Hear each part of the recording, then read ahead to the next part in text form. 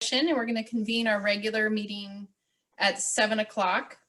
So we're going to start with reporting out of the closed session. We had public employee performance evaluation of our general manager, and he received a favorable evaluation. So as we start our regular meeting, the first item is roll call, please. Okay, Director Barsanti, Here.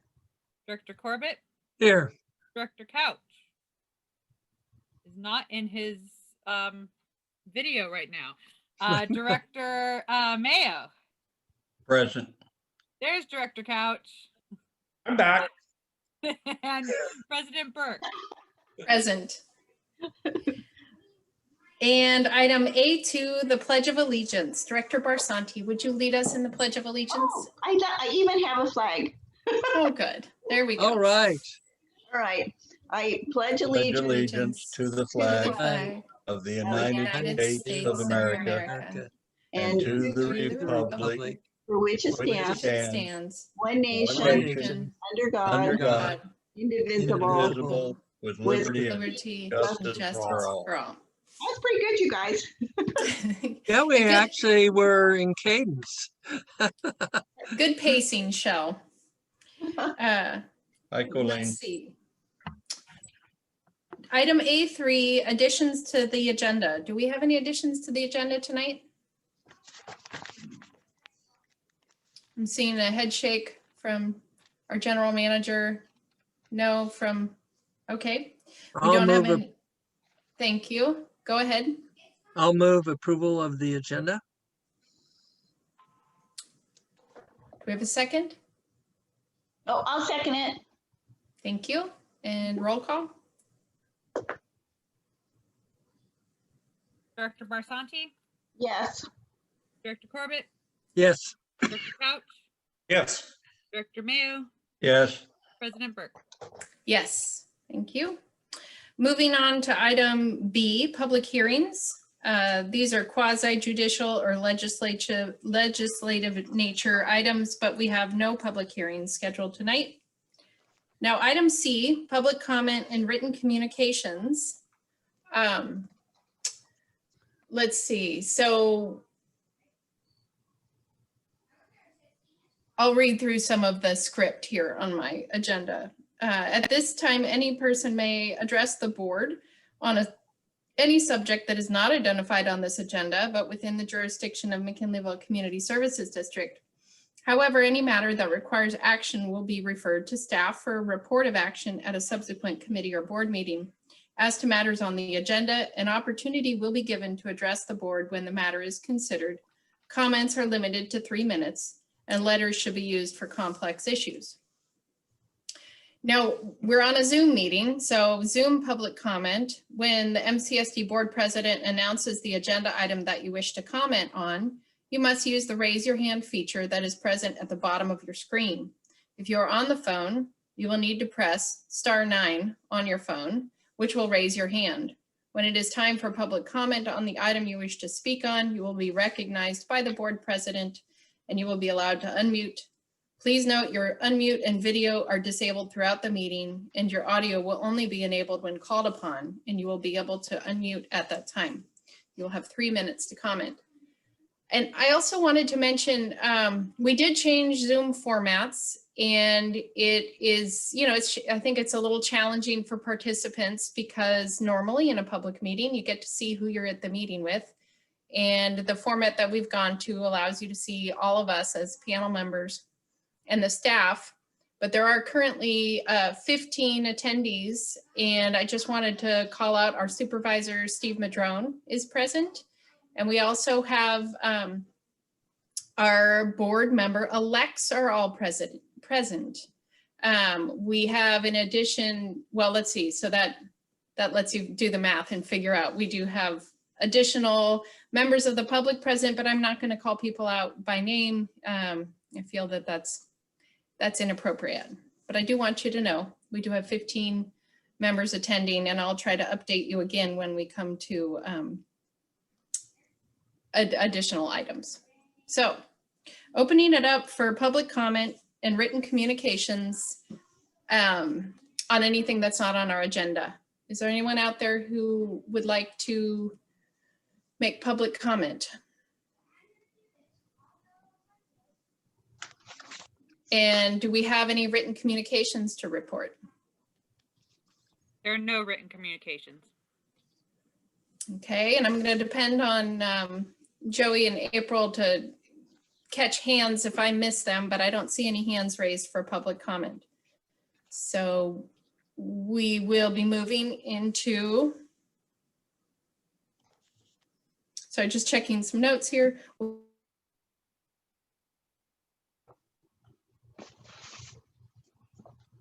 Director Burke, you're muted. Thank you. Seeing no hands for public comment, move on to the consent calendar. Item D, the consent calendar. Consent calendar items are expected to be routine and non-controversial, to be acted upon by the board of directors at one time without discussion. If any board member, staff member, or interested person requests that an item be removed from the consent calendar, it shall be removed so that it may be acted upon separately. So I will, are there any items anyone wishes to be removed? I see Director Mayo. Yeah, item D4 for just a comment. Okay, item D4. Are there any other items anyone would like to remove from the consent calendar? Anyone from the public like to remove an item from the consent calendar? Again, *9 on your phone will raise your hand in case you are looking to raise your hand. All right, then I will entertain a motion on items, the remaining items on the consent calendar. I'll move items D through 3 of the consent calendar. Do we have I'll a second? Thank you. And roll call. Director Barsanti, Yes. Director Corbett, Aye. Director Couch, Yes. Director Mayo, Yes, President Burke. President Burke, you're muted. Yes, Okay. sorry, my internet is a little unstable, so I might go off camera once in a while. Okay, so consent calendar passes. So our first item will be D4. yeah, this is on consent, so we'll be I just comment on consent. Anyway, Okay, okay, comment on, but it'll be moved separately.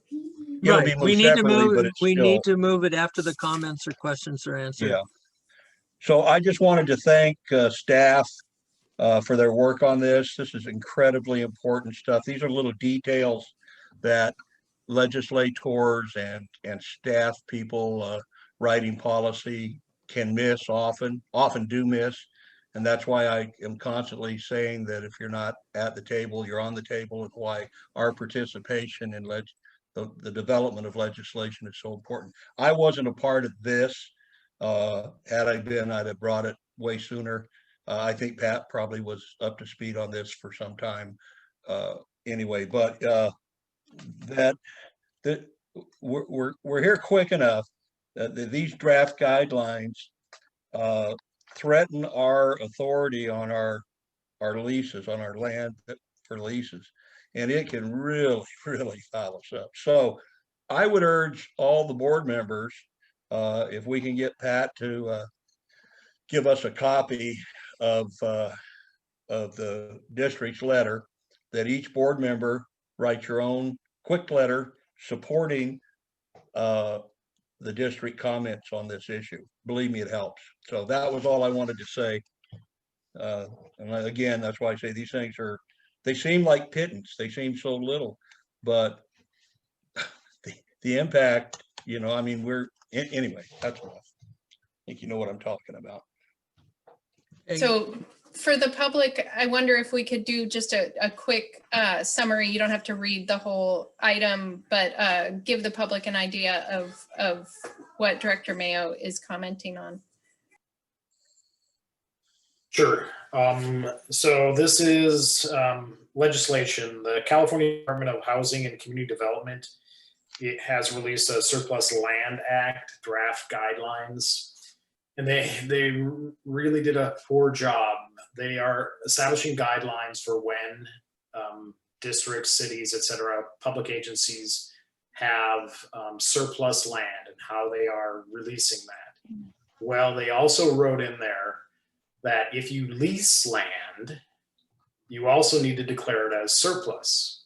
But so we lease out, like the building for the sheriff's office, we lease out the library to the county. We lease our areas that we irrigate for hay leases, et cetera. So this would be a huge burden on us and similarly to other CSDs, cities, et cetera. So the letter basically says, hey, you guys, I think, made a mistake. You didn't mean to include leased land, so please correct that. That's my 10 cents summary.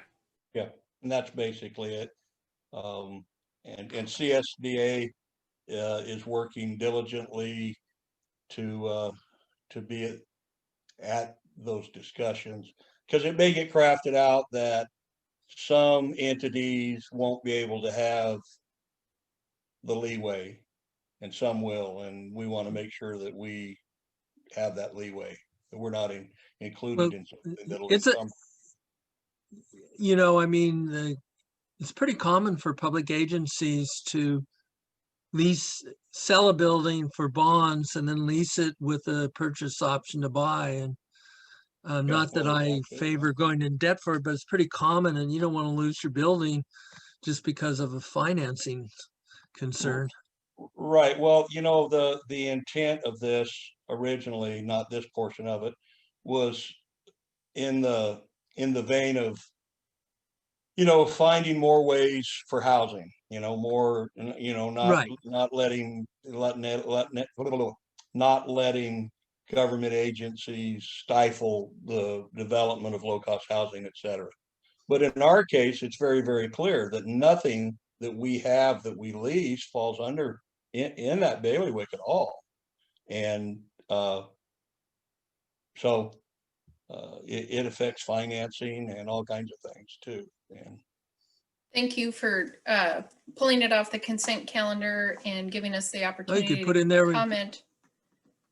And just that we do have board member-elect Orsini with a hand raise. So I was gonna see if we can unmute Greg Orsini.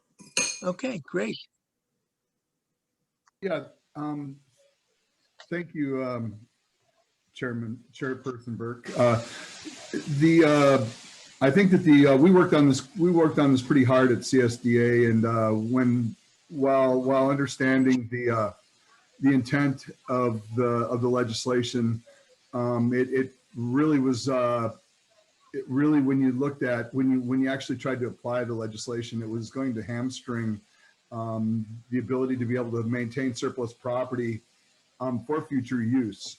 In the process of getting them to amend the verbiage of the bill, I think that this kind of slipped in there, and it's definitely difficult or could provide other complications. So I'm glad that we caught it. A lot of times, I think what's important to understand is our legislators, they're presented with an issue or a problem that's very specific, and then they try to paint with a broad brush a fix for that problem, and without considering the unintended consequences. As I said, we worked very hard at the state level to get them to amend the verbiage of it, and it's just one of those things that happened, and this slipped in there, and I'm glad to see that it's being addressed addressed at this point in time. Thank you very much. Thank you. Any other board comment or public comment on this item?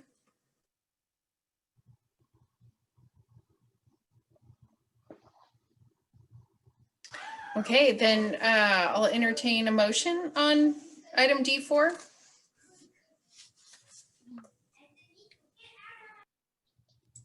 John, it looks like you might be motioning, but you're muted.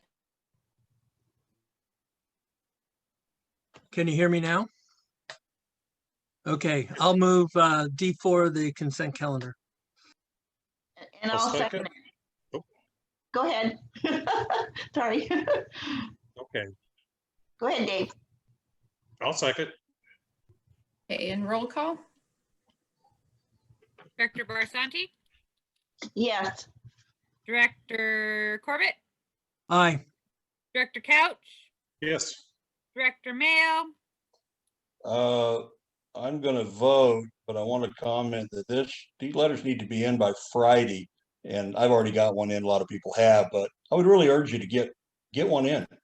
And yes, and President Burke. Yes. And again, thank you for being proactive. It is, we are a strong voice on the CSDA, and it's nice to see that we're catching and submitting letters, giving our feedback. So let's see, we've just gotten out of the consent calendar, and we get to move into new and continued new business, item E. And we're starting with one of our favorite things to do, which is honor people. Sometimes it's staff, and in this case, it's the Community Builder Award to Hooven and Company Incorporated. And I'm going to turn it over to April, and then I have a bit as well to present.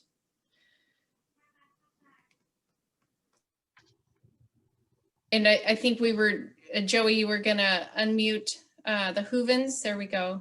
Yeah, And so Joey's yes, going to make great. the Hoovens panelists for this. They'll be able to do their video at that point. So, and also Joey has a picture that he will share as soon as he does that. So the Community Builder Award is an award that the district presents to local individuals, businesses, and organizations for their volunteer service, sponsorship, promotion of programs and events, outstanding service in the interest of the district, and for other contributions significant to McKinleyville. District staff has identified Hooven and Company as a worthy recipient of this award for their dedication to the community through donations and service. Hooven and Company Incorporated was established in 1977 and has been dedicated to making McKinleyville a better place. The Hoovens were born and raised here, attended school, and played sports in McKinleyville.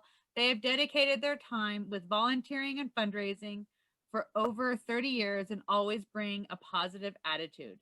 They are one of the district's resources when it comes to emergency responses and have gladly responded when needed. So staff recommends that, that the board listens to the staff's presentation that I just did, ask any questions, take public comment, and present the Community Builder Award for December 2020 to Hooven and Company Incorporated. And this is a picture of President Burke with the award. Thank you. And did I just hear you say that there's a video that we're going to have the opportunity to watch, or just the picture? No video. No. Okay. If when people become panelists, they can put their own video up. So the Hoovens, if they would like to have their faces seen, they can put their videos up. Okay. Yes. Good start. So at your pleasure to the Hoovens. And I'll just take on from there some of the interview questions that the Hoovens responded with, a few excerpts. You know, what drives you to serve in your community? Well, they've been established since 1977, and the family says community service gives us a sense of pride and accomplishment in the town in which we live and work. Community, they describe as a can-do community. And since we're not a city, we often rely on businesses, community groups, and MCSD to provide amenities and services that the county will not provide. For example, the community built the library, started the senior center, built the law enforcement facility, Hiller Park, Pearson Park, and is currently working on a skate park and BMX track, among numerous other things. So there's a lot of great people here, longtime residents and new neighbors who are willing to work together to make our town a better place. I just think that they also note that, you know, COVID right now is making, you know, giving us a lot of challenges, but how we come together as a community is important. We're there for each other. And I'm also noting that in their hopes for the future, they're talking about the opportunity working with the Pearson family and seeing a town center evolve. You all know this is a big item that's being tackled at the MICMAC with the ordinance. And so, you know, it's a good opportunity to invite people to continue to show up to those meetings and participate in that. So to go on a little bit more, this award, I have some points of how the Hoovens have worked with MCSD particularly. Hooven and company has been nominated for this award because of their dedication, not only to MCSD, but to the greater McKinleyville community. Very responsive when it comes to emergency. And if MCSD needs a repair saddle or extra pipe, you'll have to explain to me what a repair saddle is. They loan it to us from their supply. And sometimes we do this, MCSD does this in return. During PSPS, this is the power shutdowns events, when diesel was a hot commodity and it looked as if Humboldt County was going to run out, operations director called them to reserve all the fuel in their equipment just in case, and they agreed. Throughout the reconditioning of Hiller Sports site fields each year, there's a need to smooth out the fields, and Hooven's loan MCSD their roller and has no problem loaning it to MCSD when needed for other jobs. This is a huge labor cost savings to the district. They're an underground contractor that performs a lot of subdivision work in the community and are easy to work with out in the field and have no issues following district procedures. Hooven also painted all the parking spaces at the Hiller Sports site for free recently, which was another large cost savings for the Parks Department. And I believe there's even, you know, a bicycle route painted out there for kids to ride. Additionally, they're great supporters of youth sports and activities in the community, donating time, equipment, and sponsorships to various leagues and events. And finally, when asked to donate to the California Water Environmental Association golf tournament, they usually sponsor a hole or two. So in short, Hooven and Company contributes behind the scenes in so many ways to make McKinleyville a better place. So please join me in awarding Hooven the Community Building Award. I'll turn it over to any other board members if you. And I see Director Corbett, it looks like you're ready to speak, but you're on mute. You got to start again.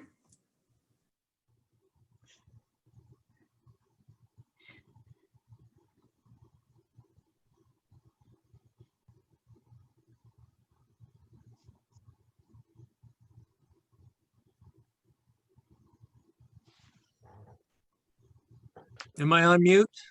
You're Yeah, good you're now. on. Okay. Putting me through my paces here. I just wanted to tell a story about Hooven. When I first ran for this board, I was really very keen on increasing some of our sports facilities. And I got on the board, and the very first thing is, and we completed one portion of it, I was told is the budget. There's no money in the budget, John. And so I understood that. And so I bit my lip. And then the second year, there was no money in the budget. I bit my lip. And the same thing in the third year. And by then the public, of course, is going, you're a do nothing board member and all this other stuff, because they're not always sympathetic to the budget. And it's just a matter of priorities. Well, the fourth year, Hooven swept down and prepared the field. And so I was very, very appreciative. And I praised Rotary with great, because they deserved it. But I also want to praise Hooven because he has built a lot of the other sports and recreational facilities here. And so that gives us such a richer community without this kind of community participation. So I want to personally thank him. Thank you. And Director Mayo? Yeah, likewise, you know, these all the things we can say about the Hooven Company are true. The stuff they do for the district and the work their job performance. But the thing that is most important to me is what kind of citizens they are. And they're the best kind of neighbors to have. I don't care whether you're the district or somebody they don't know that the car broke down up the road. They're there to help. And, that's really the bottom line of what makes the community a community. And Timmy, I hate to say this in public, but you guys are great. Thanks, Sam. Yeah, thank you, brother. And you've been a great neighbor. Thank you. Oh, yeah, you guys are great. Thank you very much. We really appreciate it. And that's interesting bringing up borrowing saddles. Yeah, we borrowed a telephone pole, I think a couple of years ago. That kind of stuff really helps things. There's not a lot of maybe paperwork that goes along with it, but when somebody needs something, sometimes you have to catch up with that later. And it's just good to work with people that, we can all work together and solve the problems that we can. Well, congratulations. Yes, thank you. Thank you.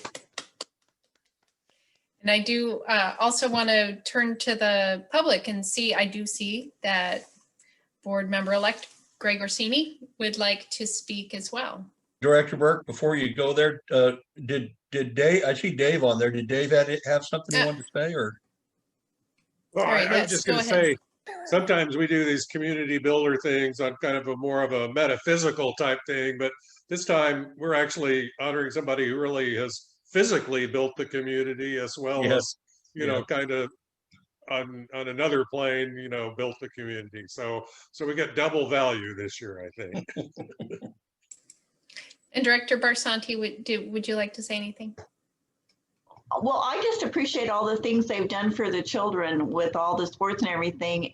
We've lived here a long time, and my children and my grandchildren have benefited. Really appreciate all your time and energy. Every single time there's a fundraiser, your name is always there. And we definitely appreciate it. Thank you. Thank you. Okay, now I'll go to the public. And, oh, it looks like you're unmuted, Greg. Yeah, thank you.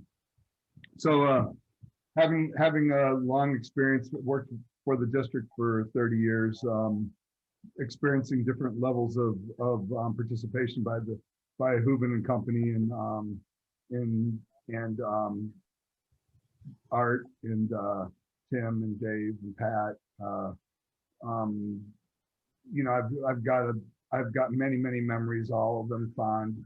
Well, most of them were fun. Maybe that time that Dave dug through that pipe wasn't so much fun. But anyway, one of my favorite things was when the Hoovens, when Marking was the general manager, and we were trying to figure out how we were going to do Hiller Sports Complex, and the Hoovens graciously volunteered to go out there, and I believe we got shut down by the county on that one because we didn't have the right permits or something like that. I think so. So there's a lot of fun stuff that's gone on where Hooven and Company's been a great ally to the district, and it has been mentioned. And Tim, did you guys ever give us back that telephone pole that you borrowed from us? I probably shouldn't have brought that up, actually. I've got an extra one I'll donate to you. But anyway, I just wanted. I might need some blacktop this winter, Tim. It's always been the culture there has always been, well, we need something. Well, I wonder if the Hoovens could help us. So I think that's just goes to say that they've always been available and a great asset and a great member of the community. I think that Director Mayo sized it up very well with really good neighbors. So thank you very much to the whole Hooven family. Thank you, Greg. That's really appreciated. Well, it does sound like it's been a long time coming, and I'm really glad to be on the board right now to be able to give you this award. So thank you so much for giving so much to this community. Thank you. All right. And I hope the Hoovens got their award, and we are going to continue with one of our favorite things, which is honoring the work of the district. And item E2 is recognition of the leaving board members. And it might be a little lengthy because there's 3 of us. And I believe, so this is on page 51. And I'm turning it over to April and as well to Director Mayo. Yeah, so this year, the district is saying goodbye to 3 board members, Shel Barsanti, Mary Burke, and John Corbett.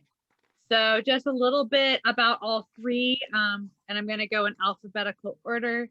Director Barsanti assumed office in March of 2019 after a vacancy was left by Director George Wheeler. She has sat on the audit committee, was liaison to McKinleyville Senior Center Board, and served on the McKinleyville Area Fund Committee. Director Burke assumed office in March 2017. She served most recently as the board's president, as well as primary to the McKinleyville Municipal Advisory Committee, an alternate to the Redwood Region Economic Development Commission, and McKinleyville Senior Center Board liaison. And then Director Corbett assumed office in August of 2002. He has served with dedication over the past 18 years and has recently been appointed to the Audit Committee, Employee Negotiations Committee, Environmental Matters Committee, Community Forest Committee, and Latent Powers Committee. So Resolution 2025 further records the many accomplishments of Director Corbett during his tenure as a director of the MCSD board. Staff recommends that the board review the material provided, take public comment, award and recognize Directors Barsanti and Burke with certificates of recognition, and adopt Resolution 2020-25 commending and recognizing John Corbett for his years of dedication, service to the McKinleyville Community Services District. And so at this time, staff would like to suggest that Vice President Mayo take the first 2 presentations and have President Burke do the final recognition. And the final one would be for Director Corbett. Correct. Okay, so yeah, I am doing this kind of grumbly because I don't want you guys to, or you ladies to leave, because it's been great working with you, and you come at things from perspectives that are good for the district. And so I would prefer, no disrespect to our new board members, you guys are going to come in and kick the walls down and make your own greatness here. But I just have enjoyed working with you all. And so here's a certificate. Yeah. Oh, Congratulations. And we have one for you that's signed already. And thank you very, very much. And isn't this technology stuff kind of cool? And President Burke. here's all one for right, we you. can see it. Can you see it okay? And we have one for you that's signed as well. And so we want to really thank you guys, and we really appreciate your service. And like, Is that what this is? Yes, that is what that is. Those are for you.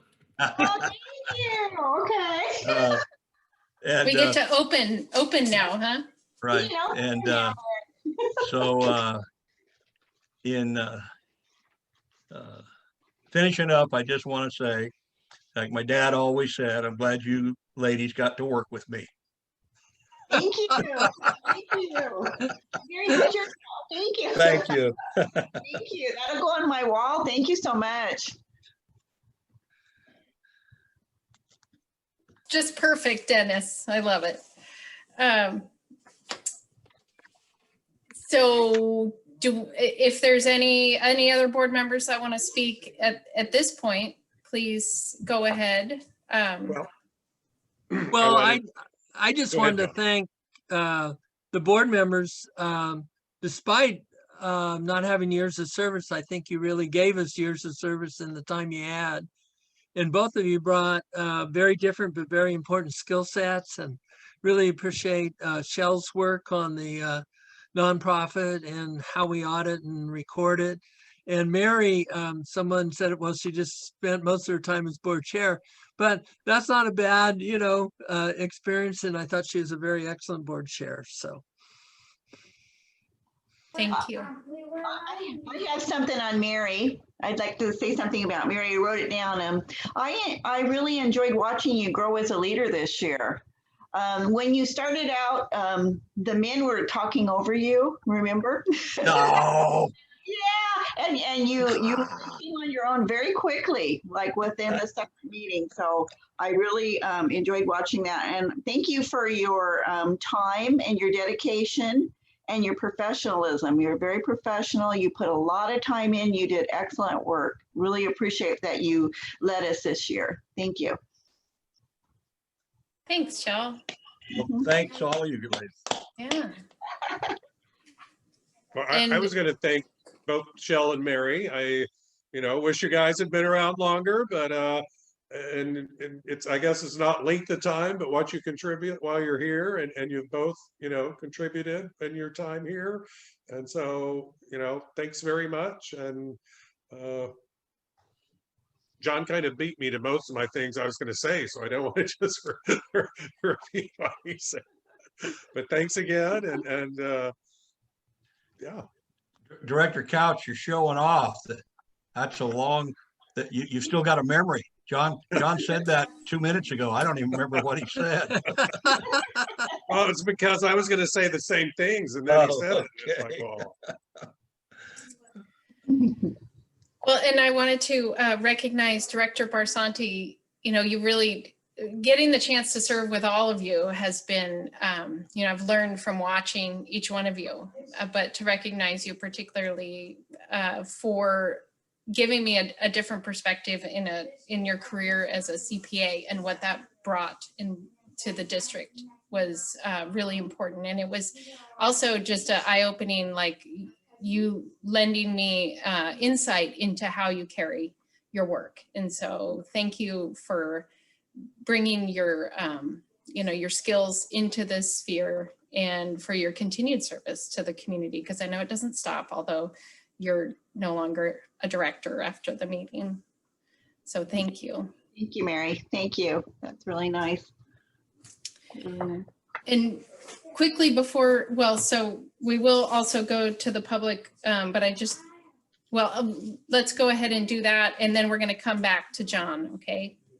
So I do see that Greg Orsini has his hand raised, so we can hear from you, Greg. Go ahead. Yeah, thank you very much. So I just kind of wanted to, so from a couple of different perspectives, one from a public service perspective, thank you very much to Shell and Mary and John for your service to our community. I know there's probably something you could be doing on the first Wednesday of every month, besides doing these meetings and reviewing the board packets and being there for our community members. So thank you very much for your service to the community. I think a lot of people might not necessarily appreciate or understand the level of commitment that it takes to be able to do that, to do this job. So and then as having you all as my boss, thank you so much for the leadership and the guidance, and in being able to adapt to my style, and we worked very good as a group. So I thank you very much for that experience. And then finally, as a board member elect, I'm going to have some pretty big the three of us that are coming on the board are going to have some very big shoes to fill, and I'm going to commit to making sure that I don't let the three of you down as my job on the board. So again, thank you very much. Thank you. Thanks, Greg. Yeah, thanks, Greg.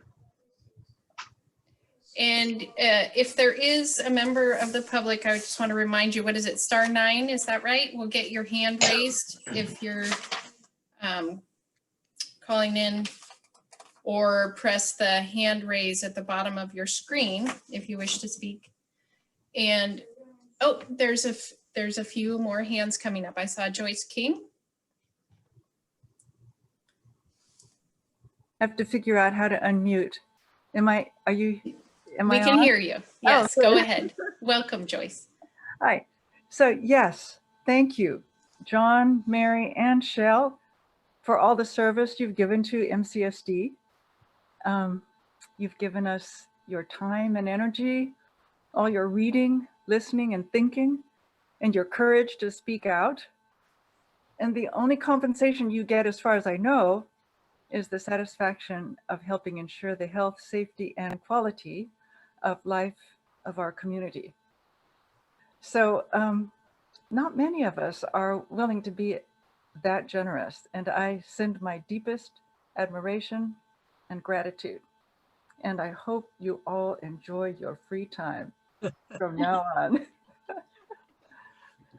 Thank you, Joyce. We do Thank get you. we do get a little compensation. I want to be transparent about that. We get, what is it, a meeting stipend, 125, I believe it is. Yes. Ah, okay. Well, I went Yeah. on the MCSD, or no, what was it? Some website that showed what everybody at MCSD gets paid, and you guys all had zeros. Maybe So they were maybe just they trying need to say that we needs are to be zero. corrected. I'll send you what website I went on. You can correct them. Well, thank you so much, Joyce. Yeah, Uh-huh. that was really Thank kind. you. Joy. Thank you. And Barbara Brimlow.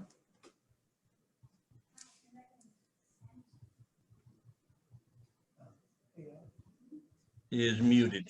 No, I'm not muted. Okay, thank you. Shell and Mary, I want to thank you. I'll wait for John later. He's the old timer, John. Anyway, I worked specifically with Mary on the trails because of RCAA, that commitment. By the way, it's hard to follow Joyce King because she's so articulate. But Mary, you have working with you on the trails and other things that we've worked on committees. You're so professional and hardworking and very open, and you really see all. You're very good at seeing all aspects of things, which I really respect. And I thank you both for your time. And Mary, it was been great working with you. Thank you. Thank you, Barbara. Very nice. Yes. And it is great to see all the names. We have 14 attendees listed. And I just wanted to say a few words. You know, this has been such a meaningful experience.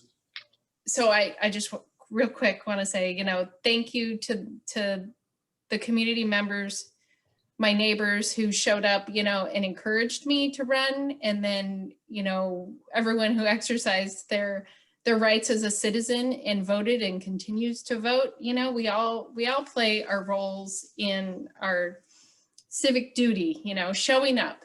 And particularly there was a community member who would show up frequently to our meetings, and I felt her support every time. So just want to give a specific call out and thank you to Kate McLean. She came to many, many meetings. I really felt her support. I also just, you know, are getting to serve with each of you board members. Like I said, I learned a lot from each of you. And then from being able to work with Greg and Pat, you know, you've created the board of the past, and the general managers of the past and the present have all created this environment that nurtures and supports our staff. And so I want to take a moment and just say that we wouldn't be what we are if we didn't have each and every one of the staff who shows up every day, has a dedication to work, and creates a sustainable environment for your colleagues as well, and provides the excellent service that we provide for our community. So, you know, that really personal commitment that you bring, thank you to all of you staff and to your families for the support that they give you, because, you know, especially those who have to be here late nights. And I know that's not only board meetings, that's also operations department having to show up in the middle of the night for who knows what's going on, and recreation department for being there for all the families and children in our community. So, you know, thank you. It's really been a pleasure to serve. And then I also have to specifically thank my mom and dad who are on the call, and my husband and son who have always been, you know, especially in these times of COVID, making meals in the background and peeking in on the meetings. It's been an education for them as well, and a real pleasure. So thank you all. And with that, I had a comment. I don't know okay, if we were go right asked to ahead. make comments. Go ahead. Because you made it all sad, and now I don't even want to be funny anymore. But I want to thank you for putting up with me, both of you. And I want to personally thank you, Mary, for the cupcakes. They were amazing. So, although I'm about 2 pounds heavier, and I did sneak 3 of them out of there, just I'm being honest. But thank you very much, and I do appreciate you both. John, I have something special for you when you come up. But thank both of you. I appreciate it. Again, Mary, cupcakes for everybody else. Yeah. I just couldn't get it to you, Dennis, but I will. She's You know- afraid it get lost in your beard, you know, she's just trying to save. Frequently, when we're having meetings together, we celebrate with cake, you know, and cookies. There's always some little snack. And I had been thinking in the back of my head, I missed it with Greg's retirement and a number of things, but I thought, what a great time to just distribute some cupcakes. So cheers to all of you. Well, again, thank you, all 3 of you. Thank you Yes. for your service. So now unless there's more to be said at this moment, I want to turn and recognize Director Corbett, and, you know, lead into how do you thank somebody for 18 years of service to the community and pursuit of your vision. You know, we had a conversation a while ago, and I think you said something along the lines, Director Corbett, of, you know, it's been a long service, and I can't believe that I have to step down now when things are just getting so exciting. And, you know, it's that flavor and that laugh that has always been, it's been such a pleasure to learn from you and how you approach this work. And I think the reward of putting that time in and that effort is really what we're seeing now is thanks to staff and the general manager and the vision of the board and being proactive, we're seeing a lot of these things come to fruition. So, you know, a cupcake, and here's the rewards are coming to be born of your years of labor. So thank you so much. And I would just like to read the language of the resolution and then turn it over to the board and the public. So whereas John Corbett was appointed to the board on August 21st in 2002, filling a vacancy left by Director Fleury, and whereas Director Corbett subsequently ran for the open seat and was elected to a 4-year term in 2003, whereas Director Corbett has been re-elected or appointed to the board from 2003 to 2020, and whereas during his tenure on the board, Director Corbett has served on numerous boards and commissions, such as the California State Regional Water Quality Control Board, and liaison to and chair of the McKinleyville Municipal Advisory Committee. And whereas Director Corbett's dedication to environmental protection and stewardship was an important factor in his professional, personal, and public service life, resulting in creating wide-reaching impact through writing legislation for constructive wetlands, working with the Yurok tribe to preserve Blue Creek watershed, and championing renewable energy projects for the McKinleyville Community Services District that resulted in the solar microgrid project for MCSD's new wastewater management facility. And whereas Director Corbett's expertise in legal, financial, water quality, environmental, and other community service district related matters has been invaluable in establishing McKinleyville CSD as an exceptional service district as recognized by the state. And whereas Director Corbett's practical, pragmatic approach to the operation and oversight of the district and his work with other agencies, tribes, nonprofits, community members, etc., have made him a respected voice looking out for and addressing the needs of the residents of McKinleyville, Humboldt County, and the state of California. Now, therefore, be it resolved that the Board of Directors of the McKinleyville Community Services District does hereby commend and recognize Director John Corbett for his years of excellence in governance and dedication to the community. Thank you so much, John. Thank you. Director Corbett. And Sorry, I just wanted to make a note that John, you should have also gotten a bag, and there is a couple special things in there that maybe you might want to show the inside the bag, not just the bag. You might want to show.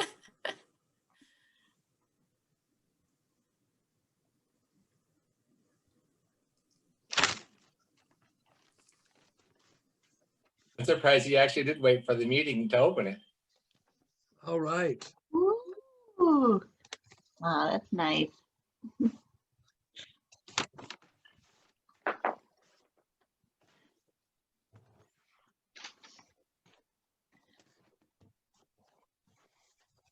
I have no idea what this is.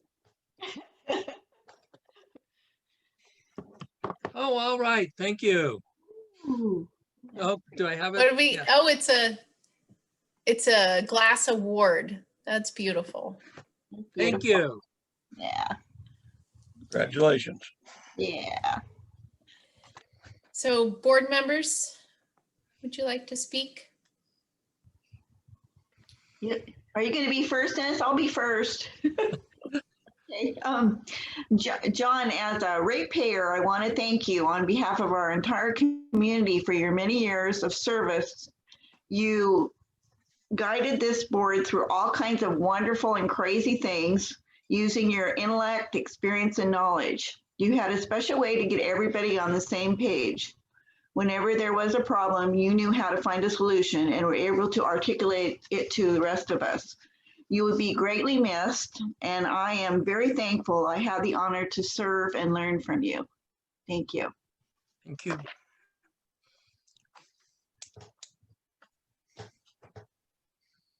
Good.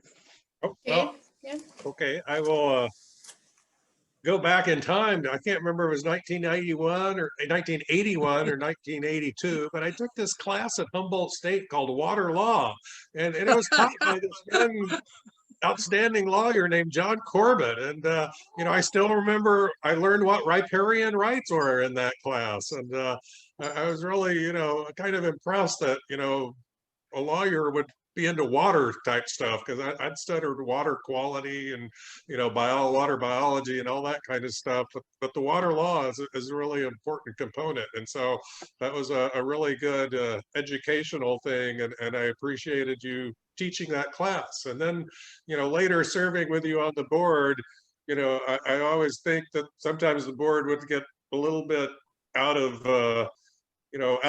course. If we were the ship of state of McKinleyville, you would gently nudge us back in the right direction and make sure that we were like a gentle tugboat sending us in the right direction always, and did that with a smile and keeping us going in the right direction. So that was that's my tribute for you, and thank you very much for your years of service. Thank you.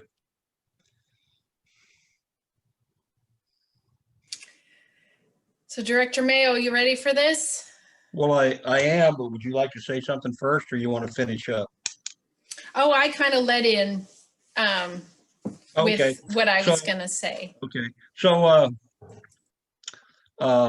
I knew John Corbett's mom a long time before I knew John.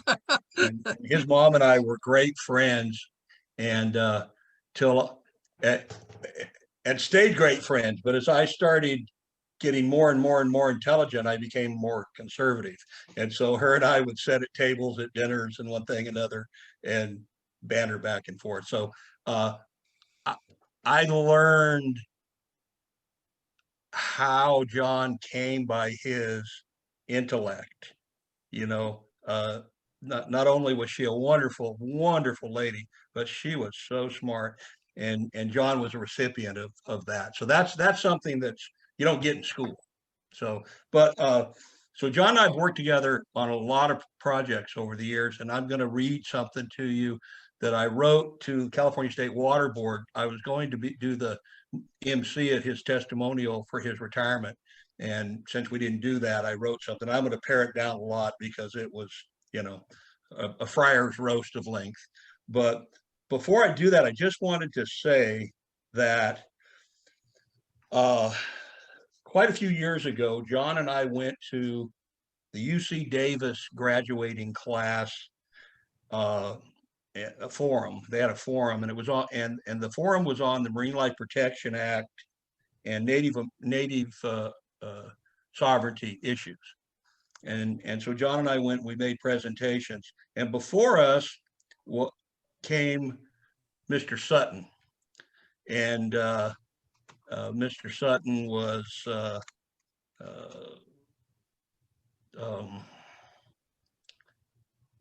quite an John. His title with the state was he director of state resources or the head of he was on the California Fish and Game Commission. The commission, yes, and formerly with the Monterey Aquarium. Right, and so really touted to be a brilliant man, and he taught every summer at Harvard a law series specifically on environmental stuff, etc. And so we were at this forum at UC Davis, and he made this presentation, and it was about the Marine Life Protection Act. And John and I are both sitting there going, "This is BS." I mean, and he knows it's BS, and so made some comments. When John Corbett got up and addressed in length Mr. Sutton's comments, he didn't talk like I do. I would have just said, "You're full of BS." But John was so articulate, and he absolutely destroyed the premise that Mr. Sutton was bringing up. And there was a native panel, and after the program, not one person went to talk to Sutton. They all came to talk to John and would not hardly let him leave the place. And so that's the kind of presentation, workmanship that John brings to everything. You know, if he gets up to say something about something, you may not like it, but I guarantee it'll be backed up by fact. And so let me jump then into what I wrote for the State Water Board, and they wanted some stuff about me, and I'm going to try to cut that out as much as possible. You know, my name is Dennis Mayo. I'm a board member with John Corbett of the McKinleyville Community Service District. We have been colleagues for 14 years. John and I have also worked together on many other water quality issues and on the Marine Life Protection Act. As we led a charge on correcting illegal water diversions and water storage in California's cannabis industry, John's work was instrumental in that 14-year battle. Earlier, we developed legislation to protect commercial fishermen at Redwood National State Park, and John was instrumental in helping us do that. But I'll skip this. It's about my horse riding BS. If you were ever to travel with John Corbett and myself, you would think you were right in an episode of The Odd Couple. Uh, and you would think that we were in a full-fledged life and death debate as we go at it full bore, but it makes us much better for that. And it also is how we develop our strategy for the projects that we have at hand. Somewhat tongue in cheek, I always say, or maybe completely, that I often tell people John Corbett is a great guy for a damn liberal. But honestly, John is a classical liberal. And I give that the highest of praise. Seriously, John, that's high praise. And you know what I mean. But honestly, John Corbett is an exceptionally good guy, and he has helped make me a better advocate for MCSD in our community. I'm very proud of the work he has done for California, the North Coast region, McKinleyville Community Services District, but mostly I'm very thankful for my good fortune to have had the opportunity to work with this exceptional man. And thank you, John, for being my friend. Aw. Thank you. Aw.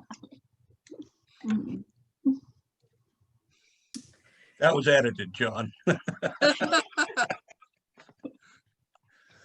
And let's see, would general manager or staff like to say anything at this time?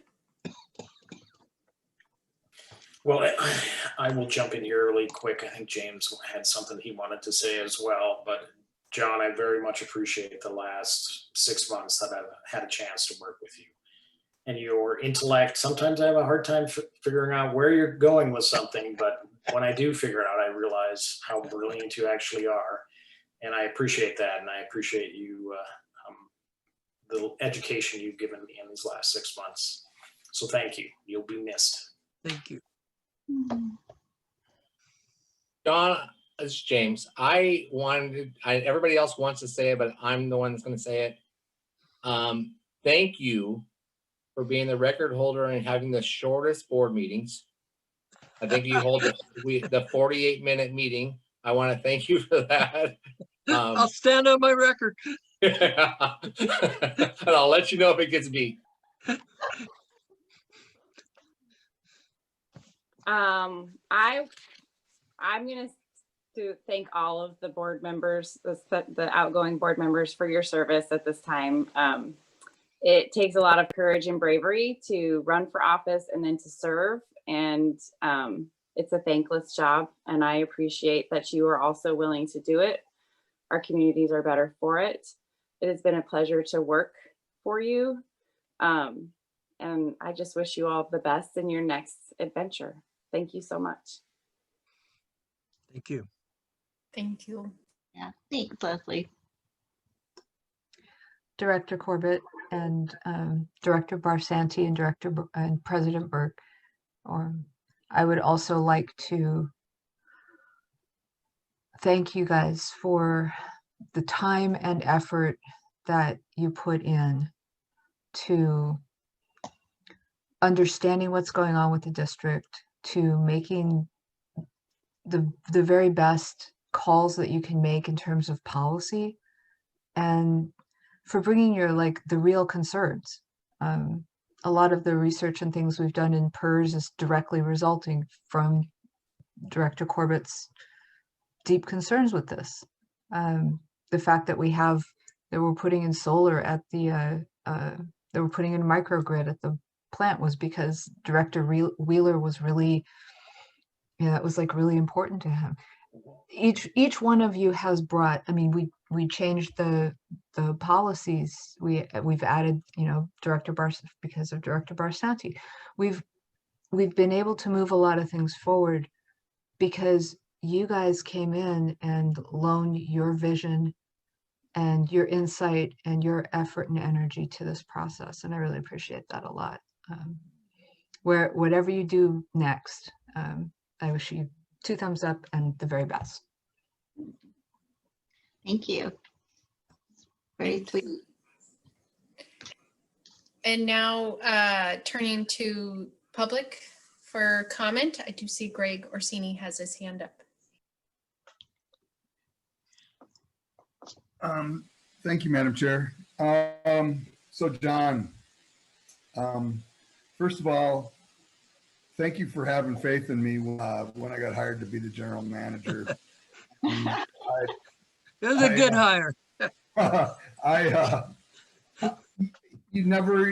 I always sensed, and when you communicated it to me that you had faith that I'd be able to do the job, and you were always tough, but you were always fair, and I thank you very much for that.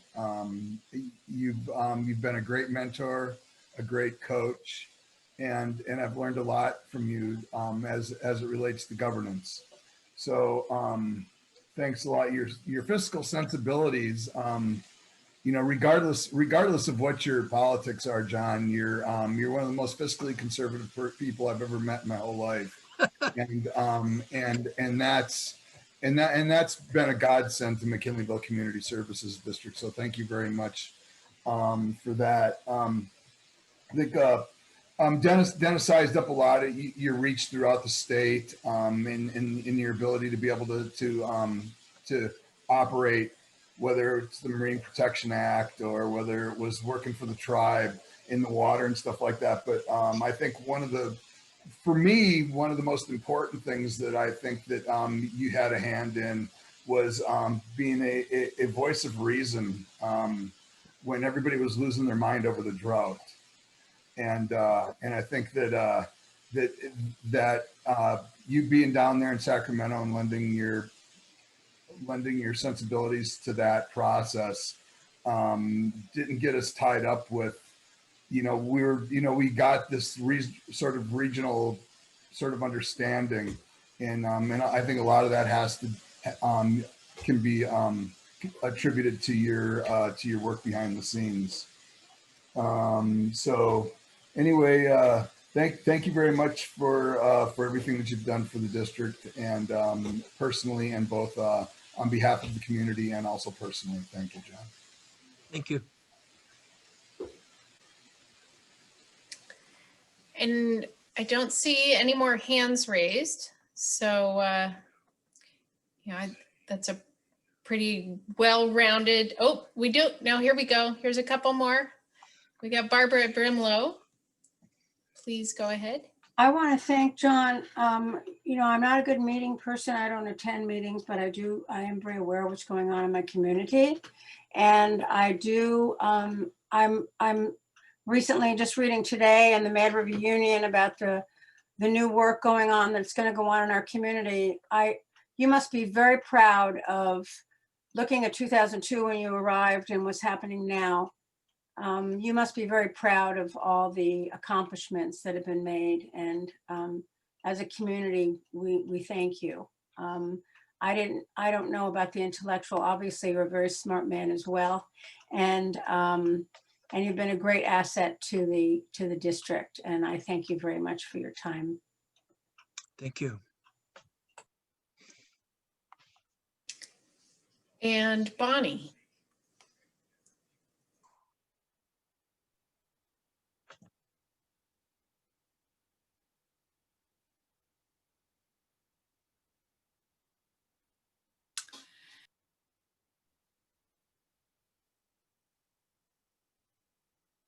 We lost your audio there, Bonnie. It sounds like you're coming back now. Well, I wanted to thank all of you who have served. Mary is my neighbor, and I'm one of the people who encouraged her. John is not far away.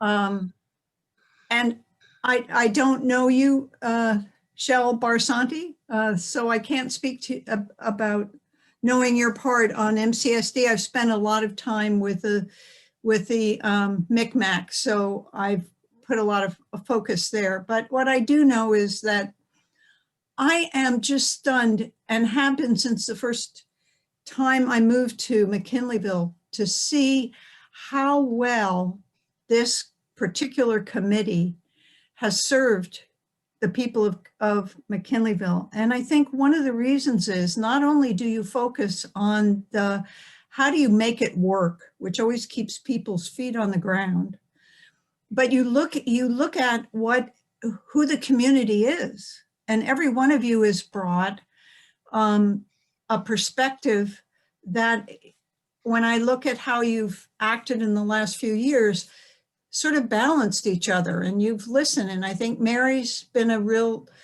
good, brought a lot of that open-minded, inclusive way of listening, brought a kind of culture that has been good.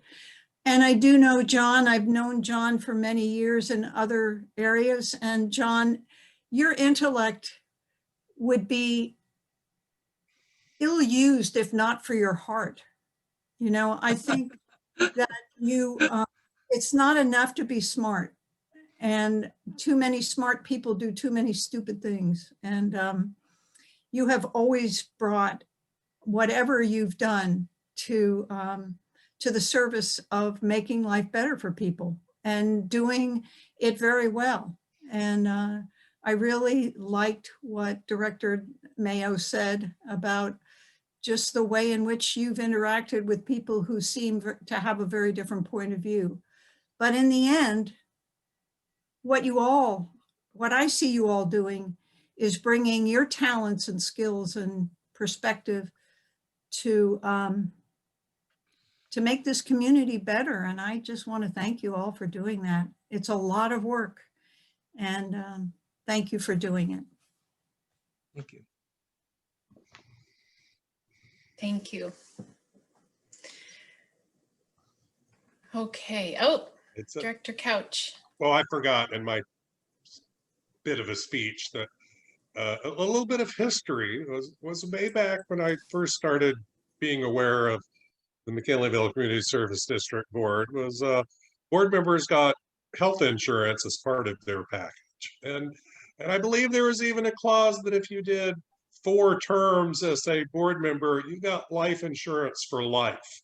And I know that was well, we won't talk about the rights and wrongs of that, but it was a nice benefit for those people that got it, and some of the old guys that really helped them out. And you know, with John retiring, I kind of go, wow, you know, he probably deserves that. And so maybe when I was younger, I was kind of took affront to that notion, but now it's kind of like, well, I wish we were giving him that besides a plaque too. So that was my final comment. Oh, thank you. And I do see Supervisor Madrone has his hand up.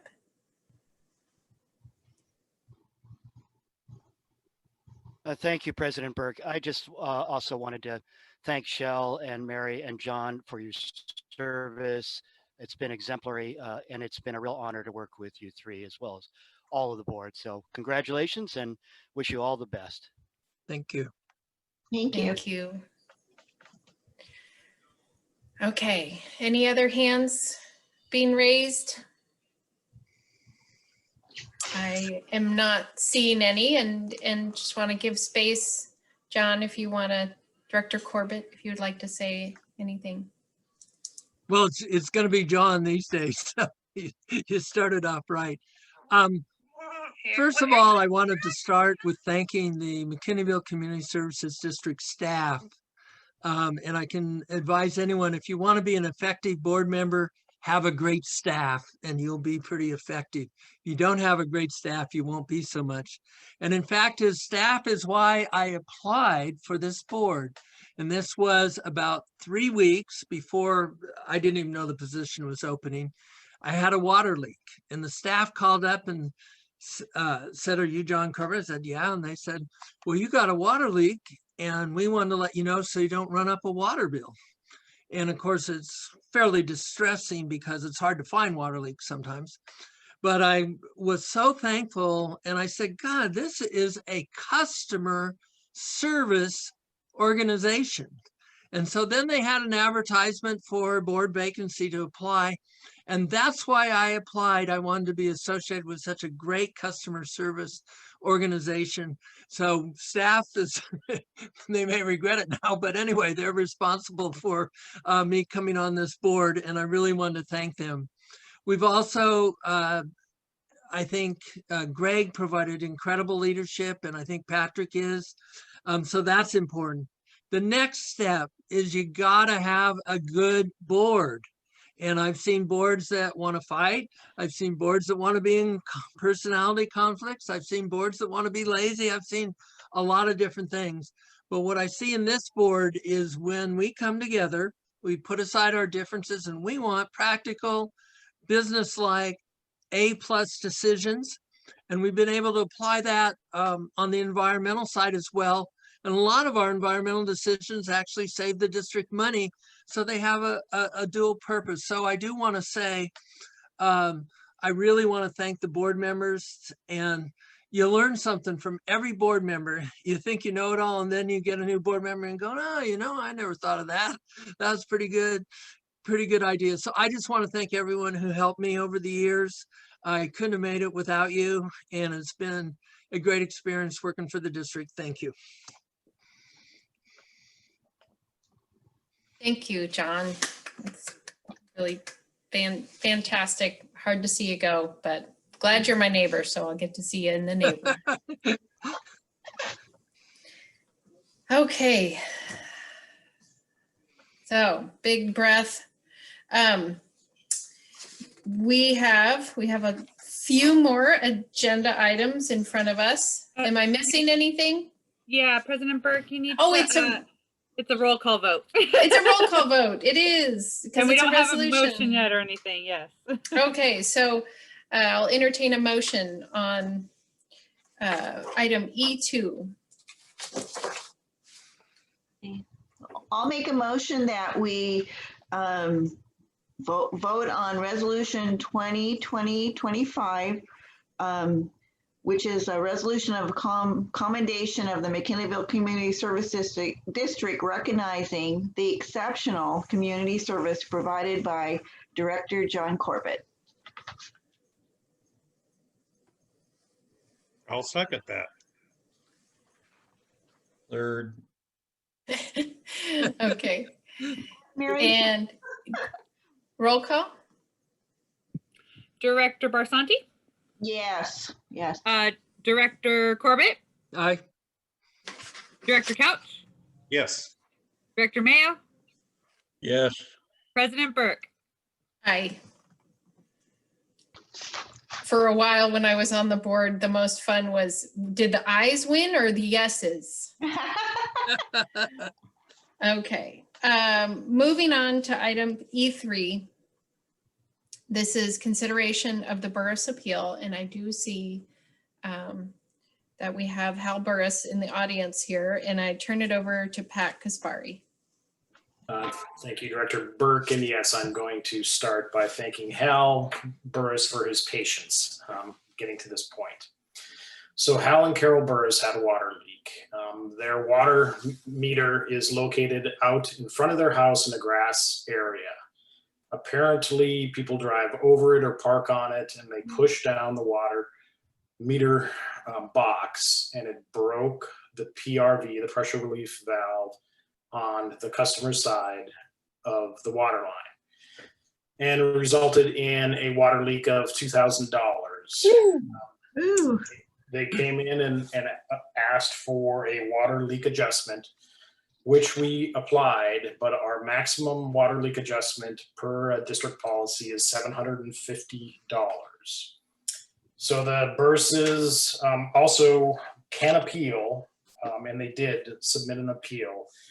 And under District Rule 6501, the board may, in specific cases, grant an appeal from any decision made by staff applying the standards incorporated into these rules and regulations whenever it finds A, that special circumstances exist in a particular case, and B, that practical difficulties or unnecessary hardship would result from strict interpretation and enforcement of any standard, and C, that the granting of such an appeal would not tend to defeat the purpose of these rules and regulations. The board may place conditions upon the approval of an appeal. Rule 6502, the appeal application, any individual seeking an appeal shall complete an appeal application on the form provided by the district and pay a non-refundable fee of $25, which the Burses did. So staff would recommend that the board review the appeal application from Hal and Carol Burris, consider testimony related to the appeal, and consider the appeal. So with that, I'll turn it back over to you. Does the board have question or comment at this time? Or would you like me to hear from the Burses? Director Corbett? Yeah, I just had one question to staff. It seems like they're saying this happens all the time in the area. Is there a design flaw here where we're locating them, or? So the property owner always gets to pick where the meter is installed. So when somebody comes in and says, I want a water service connection, we hand them a stake and say, put this in where you want your water meter located. In this case, the previous owners of this house located it in a large grassy area that's off the road in front of their house. So it's not really in an area where you would expect people to be driving over it or parking on it, but apparently their neighbor or somebody is doing that. I know, I guess I'll let Hal, if he wants to, talk about what he's done to try to prevent people from parking there, but it's not really located in a location where you would think somebody would be running over it.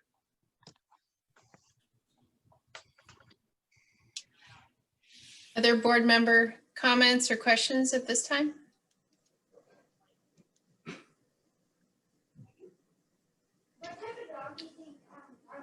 Okay, hearing none, then would it be your direction, General Manager, to open the mic for Hal Burris to speak on his behalf?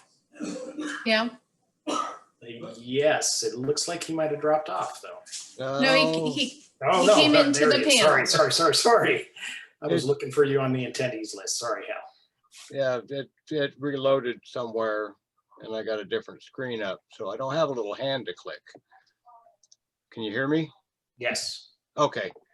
Well, thank you for calling and letting me know that we had a leak on the 8th of October. We got a call.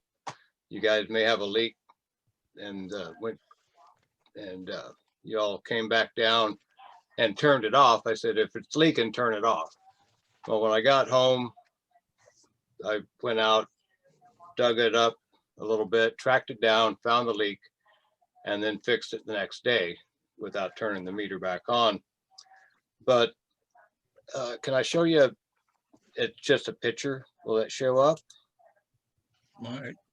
I'm not sure. It didn't here. Whoops. Yeah, I'd like to see I wish we had a little detail here, but that's okay. Okay. Well, I just made it so that you should be able to share, Hal. all right. Yeah, I took a few pictures. Well, is anybody seeing anything? You'll have to share screen. Use the share screen.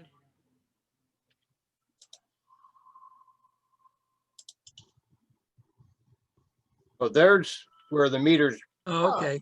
the box is, and it's not in front of my house. Dennis has been to my house. We live off the street about 250 feet. And if you get on the street side, about where this car is parked, that would be where the sidewalk was originally planned. At some Hal, point. can I ask you a question? Is that on the Wave Crest side or the? That's the Hiller side. On the Hiller side. Yeah, so it's way out there from your house. Yeah, it's way out there, and it was probably approved and put there in anticipation of the sidewalk extending all the way down to Ocean. But that is off through there. And a few years ago, they widened the Hiller Road out a little bit. And so people just sort of scooted their car parking off a little bit further off the main road.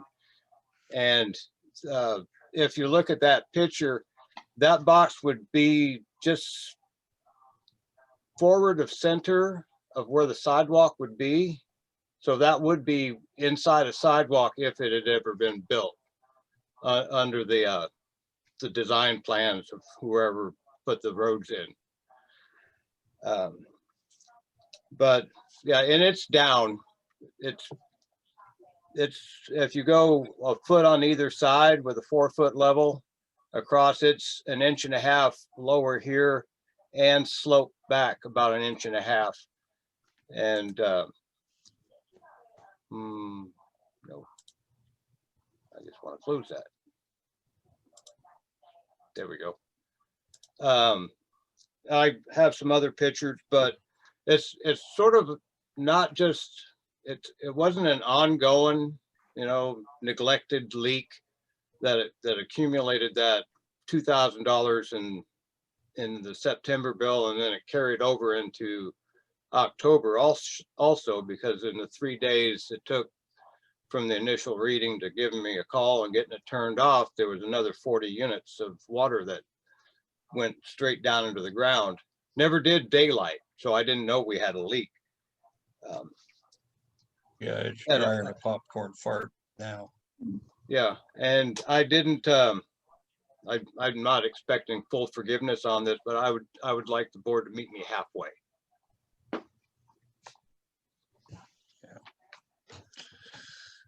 I've got a lot more notes, but that's just basically the bottom line. So can I? Thank you. Yeah, go ahead, Director Mayo. So the meters get read what, every 3.5 weeks, something like that? Looks like every 4 weeks, maybe. It's a little different at different, but anyway, so from the time you were notified, from the time the meter was read and you were notified and you turned it off was, what do you think, 3 days, 4 days? What do you think the time frame on that was? The time frame from when they notified me and it was turned off? Yeah. Probably 2 hours. Okay. So it could have been leaking almost a whole month. My best guess would be almost the entire month of September. Right. Okay. And so I have some thoughts on how to proceed on this after we all have a discussion, but I just do want to say that people park there all the time. I mean, that's there's cars parked in and around that place, and often. So I've seen that for a long time. So just to kind of verify that point, that's all. Other thoughts or questions from board members?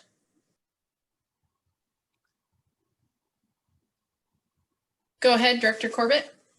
Yeah, to Mr. Burris, are you planning to reinstall the water meter in the exact same location, or are you going to set it back, or are you going to add another steel post sort of to protect it? Well, I just took that steel post up there. I had it, and I just took it up there to keep people from driving on it anymore. I expected a little bit of, a penalty for a water leak, but not, $2,000. So I just took it up there and drove it in, wrapped some tape around there.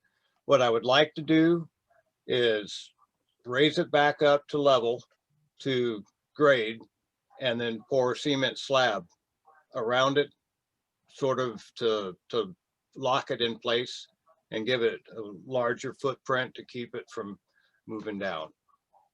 Okay.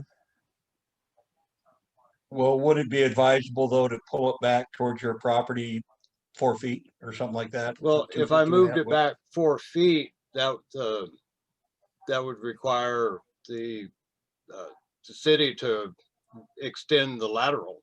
Well, it's not, we're not a city, but the district. Well, district, And- you know, the yeah. service line, you know, back 4 feet, and then unless you pull. That was just an off the cuff remark. I mean, it Yeah. could be 10 inches. I'm just saying, and yes, if it's moved that way, the district will have to extend our line to meet you. And those are the things we're going to talk about. So, and with our GM, we may need to spend a little more than just this meeting checking it out to see what the long term. I don't know whether we have any projects in the near future down there or not, but we need to, you know, we don't want to do something that we have to turn around and spend money to change again. It's, you know, that kind of stuff. So, Yeah, and as far as I know, this is the only one that's been pushed down. I mean, in this area, most of them on a pillar are in the sidewalks. the guy that I see parked there most often has a big diesel truck with a rack on it. Yeah, I don't ever see many people there. I guess Carol said she saw somebody there. And while back. that is, how far is that from your mother-in-law's old place? Couple houses up, down, up. Mother-in-law and Yeah. It's, I'm not sure where she lived. I think it's a block or so. I Oh, mean, it's it's that next far? to the Badalachis. It's Yeah. across. How many houses from your driveway is it to where it turns into Washington, where you make the big turn? To Washington or Ocean? Ocean. There's a duplex and one house. Okay. And the duplex actually faces Ocean. All right. I just want to get I've been there a whole damn bunch of times, but I'm just trying to get it framed in my mind a little better. That's all. And so I think there's one more meter box between mine and Ocean. And it is set almost in the identical spot, but there's a telephone pole in front of it. Is your lateral a dual hookup? It is a dual. It's got a manifold in there. And it's not hooked up to anything, or? Oh, no, the Steve and Debbie, the neighbors in front of me, in that gray house, the owners of that white car, it comes in the same box and it's hooked up. Was this bill, was this bill, who's paying that? I'm wondering. Well, it didn't break their line. So they have a separate meter and it. Oh, okay. All right. And it They didn't got a break their separate line. meter off the lateral. Okay, gotcha. Yeah. Yeah. Sorry. On the service. Yeah.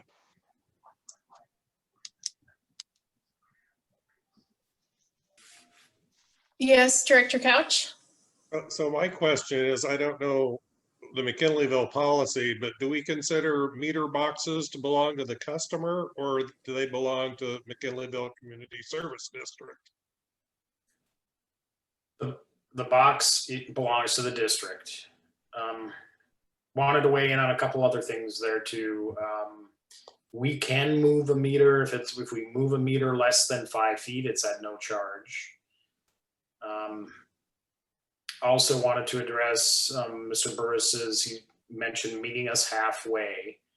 And in your board packet, page 61, we did an analysis of what his standard monthly charge would be, and then figured out it was about $1,933 excess charge. If you divide that by half, you come up with $966.95.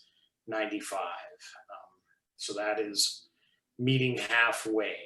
So $750 versus that $966.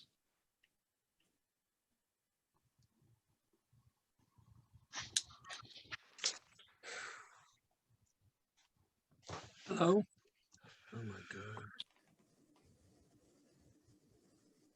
God. Did you have a comment, Director Corbett? Yes. Yes. Okay, go ahead.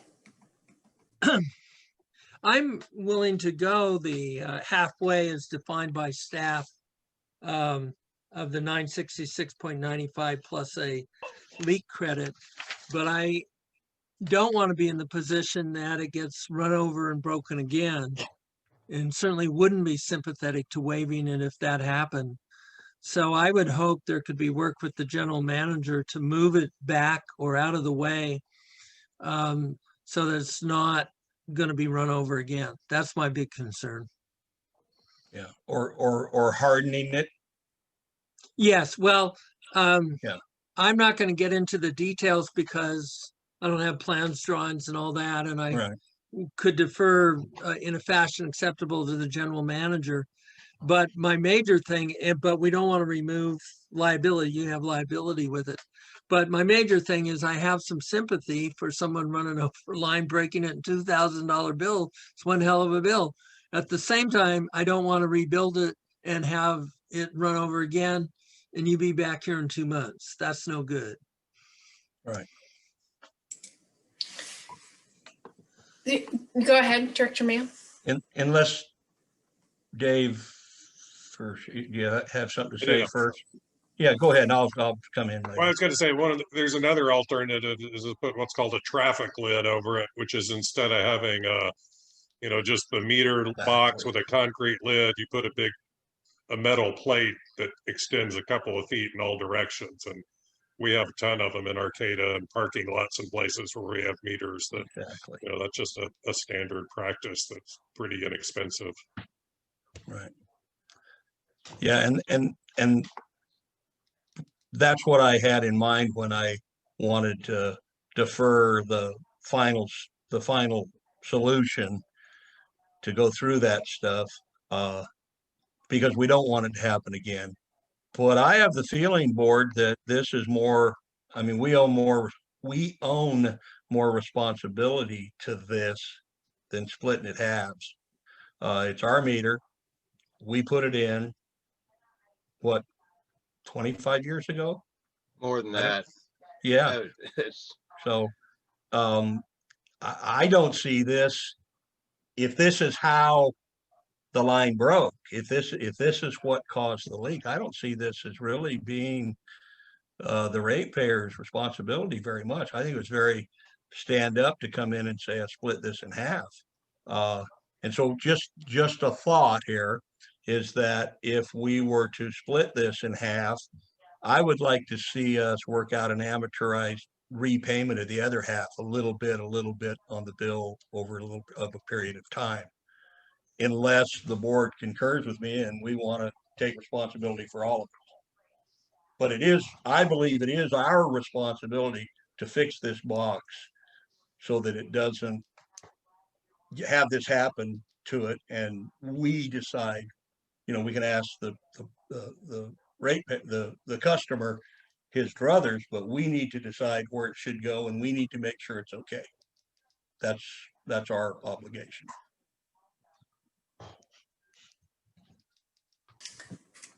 So thank you for that. And I think on my time on the board here, I don't think I've seen a leak adjustment go different than policy. And so, I hope by questioning, it's not perceived that I'm not in favor of pursuing that line of thinking. But can you help me understand a little better, maybe Dennis and John, because you've spoken most to this, what makes it different? I mean, you're saying the box is ours, but Yeah. we've had, So is it that the leak is based at the box versus the leak being somewhere else along, on the customer side?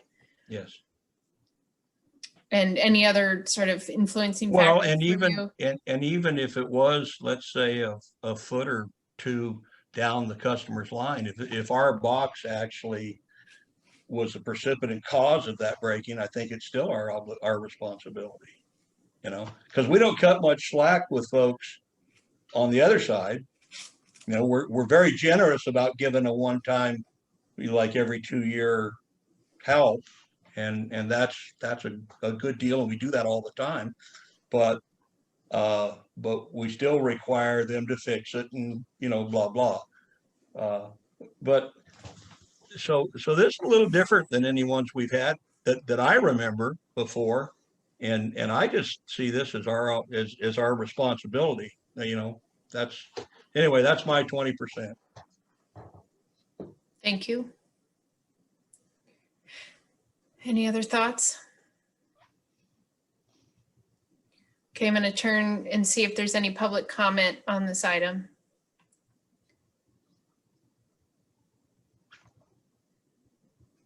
Seeing no hands raised, bring it back and, you know, entertain a motion or more conversation around the item. You know, if it suits the board, I would like to make a motion that this gets tabled until we get a better concept of what to do. I'd hate to swag something. I'd like to know what Pat and the staff think about what the details, you know, maybe option of doing it, and then go from there. I'll second. Yeah. All right, so we have a motion and a second. Any further question or discussion? All right, roll call. The motion is to table it till the next Yes. meeting? Okay. Yeah. Well, sometime in the future. Yeah, not with the intent to you know, postpone it indefinitely, but to No, gather no. information. So Yeah, I'm a little worried about the form of that motion as being a deep table and not Well, just- no, Pat, look, the staff needs time to figure it out, and they can probably, you know, if they can get it done until the next meeting, fine. If it takes them the next meeting, I don't see where there's any problem in that. Well, Besides, you're not going to be I around think we to could have to say in make. the next 2 meetings.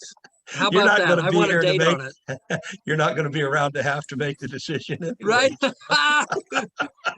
Good opportunity, man. No. Pat, is it enough time if we say Yeah. the next meeting? We can bring it back to the board for the January board meeting. I'm All sure. right, that's my Great. motion. That's my motion. Second. so there is a hand in the audience. I had already opened it for public comment, but is the board all right if I take public comment? Yes. Sure. Okay, Greg Orsini, go ahead. Thank you. Just to bring up that maybe, and this might not need to go without saying, but that until this is rectified, that the customer not have to pay his bill or the outstanding part of the bill. Yeah, I'm sorry. I thought that was probably intuited in the thing, but you're probably right. We need to say that. Thank you. Thank you. Friendly Was that- second approves. Okay. And checking with you, April, are you catching all this? Do you need further clarity? No, I'm getting it. Just give me a couple minutes to write it down. Okay.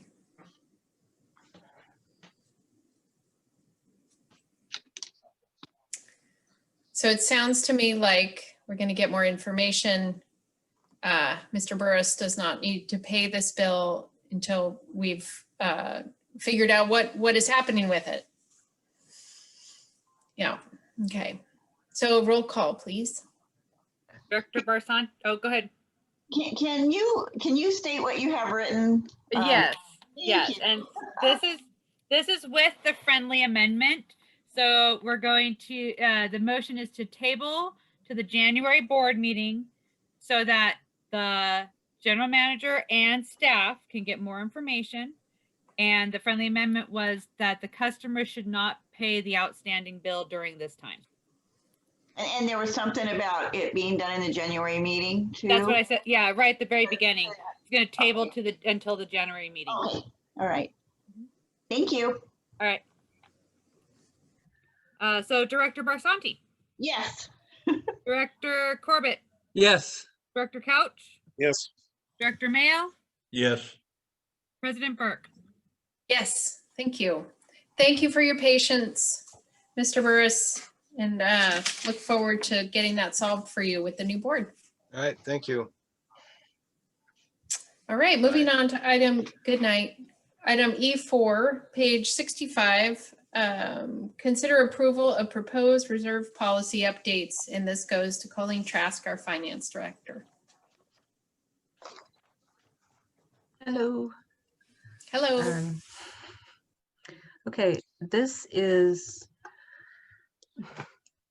what I've brought back to you is basically a compilation of all the various pieces that I have brought before the board at various times. I know it's been a little slow and not always not always in good sequence, but we have brought all of these elements to the board for discussion at various times. And so we finally got everything pulled together and set out as a draft policy. So what I was trying for was that each reserve that the district maintains is defined as to its purpose. When and how it's calculated is laid out, where and how the money will be held, and under what conditions it can be utilized. And also, and this is also important, how the funding is to be prioritized. Some of those elements were already present in the 2012 plan, but there was a lot of language in the original policy that was overlapping. Some of it was not very clear. So I was trying to go for a little more clarity here.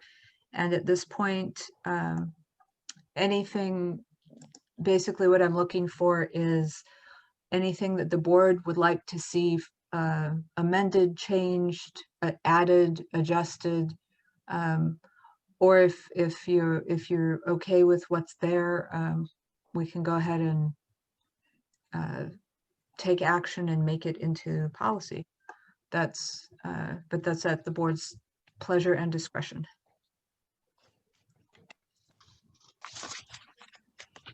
I have a question. So there is no policy that's already written that we could see. This is the first time it's all been written as a policy together? This is the first time this iteration, the last policy was done in 2012, just before I was hired. And that I have brought as, I don't think I added that as an attachment to this particular item, but I have brought it as, I did have it as attachments to various items in the past when I was bringing the draft sections. I brought the 2012 policy as a comparison, or I'd quote the actual policy language, especially where it was overlapping or vague or unclear. Yeah, it seems to me like that would be a really good thing to have to make a decision. Okay. And so maybe this is something maybe that we could, I should have requested it earlier so I could study it. Okay, yeah, not a problem. Yeah. So we can in that case, if no one, is there anything else from other board members? Director Corbett? Director Corbett? Yeah, I just wanted to go on the prioritization to make sure I properly understand it. In regard to the unfunded pension and OPEB liabilities, will be funded next by deposits to the appropriate Section 115 trust.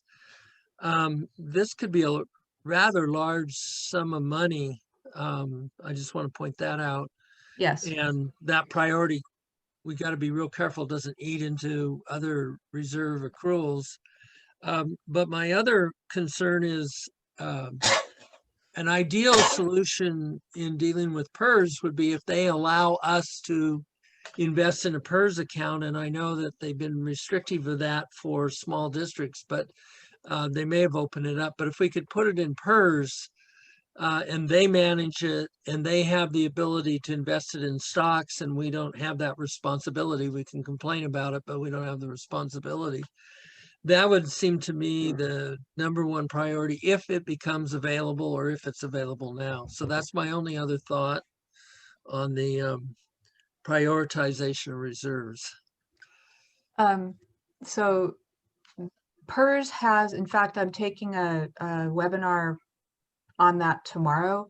Oh, good. They've gotten, well, they finally, they got, this was actually, they were just putting this together in 2019. And then, you know, we had, and I was supposed to go to a training, you know, a day-long training on it or something. Yeah. And then we had COVID, so that didn't happen. But now they're trying to do these in piecemeal as webinars.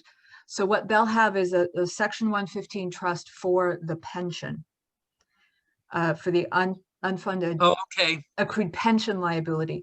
We will need a separate 115 trust for the OPEB liability. Yes, and the I reason, understand that. Right. Well, the reason for that is we do not run our health insurance through PERS because they are very, very expensive. Right. I understand that. But the PERS, opening the PERS one should be the easier one. So that will probably come first. We'll get that set up.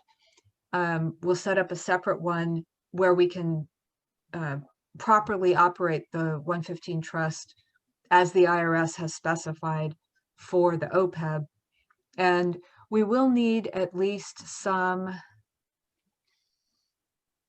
or I would like to have at least some parameters from the board, like an investment policy, because even when you have a third party managing it, like PERS or PARS or one of the other providers that do that, they will let you, to a certain degree, choose the type of portfolio you want to have. More risk, less risk, this, you know, none of that kind of asset, more of this kind of asset. So we'll end up needing, and that will happen next, but I wanted to get the reserve policy in place first. But I'll be coming back to the board for some input on the parameters, the policy parameters around the kinds of investments that we hold for PERS and OPEB, right, or pension. Well, and OPEB. my thought is if we can get it to PERS, they're not so restricted on where they can invest, because I believe we're very restricted on our investments. And so the returns are very, very low. I mean, it's better than not setting aside money, but it's much better to set aside money in PERS, and also then they take investment responsibility. So that's my goal, is how do we get this fund going? We have the benefits of having a portfolio that includes equities and stocks. We're not in charge with managing it. It's affordable. Right. And at the same time, we have given better protection to our employees. So I wasn't looking as much to OPEB. I'm not sure how much flexibility we have there. But I do think on the PERS side, if we can get them to provide an account, it solves a lot of problems for us. Mm-hmm. Yeah, it gets a lot better return for our employees. Right. And like I said, once we have a policy that says that we put that money in a Section 115 trust, then it's a matter of contacting PERS and getting it set up. And I should have more information on that after the seminar tomorrow, or the webinar. So well, good luck. I won't be around, but anyway, that's my concern. As much as we can get that structure where we get higher returns for employees, because bonds right now are paying virtually nothing. Yeah. My question is a bit of a confusion. So what I understood is that the insurance for retired employees, which is what we're talking about, is paid for through our current insurance, which is not a PERS related entity. Is that correct? Okay. Aqua JPIA, the Aqua Joint Powers Insurance Authority, is the one that administers our health insurance. Okay. So will you continue with that? And yes. You'll just just have another investment vehicle to make sure that you have enough to pay for that in the future, since it's what, $8 million or something like that? Yeah. So you're thinking about setting up a fund so that the insurance will be paid for retired employees for, yeah, okay. Thanks. Yeah, you're Okay. welcome. Okay. Director Mayo? So the county, John Bartholomew, is administering some of our monies. Right. And is my understanding that has always done an excellent job with interests and stuff. Is this not something that we would consider letting John manage? And so just help me with that. I don't. Okay.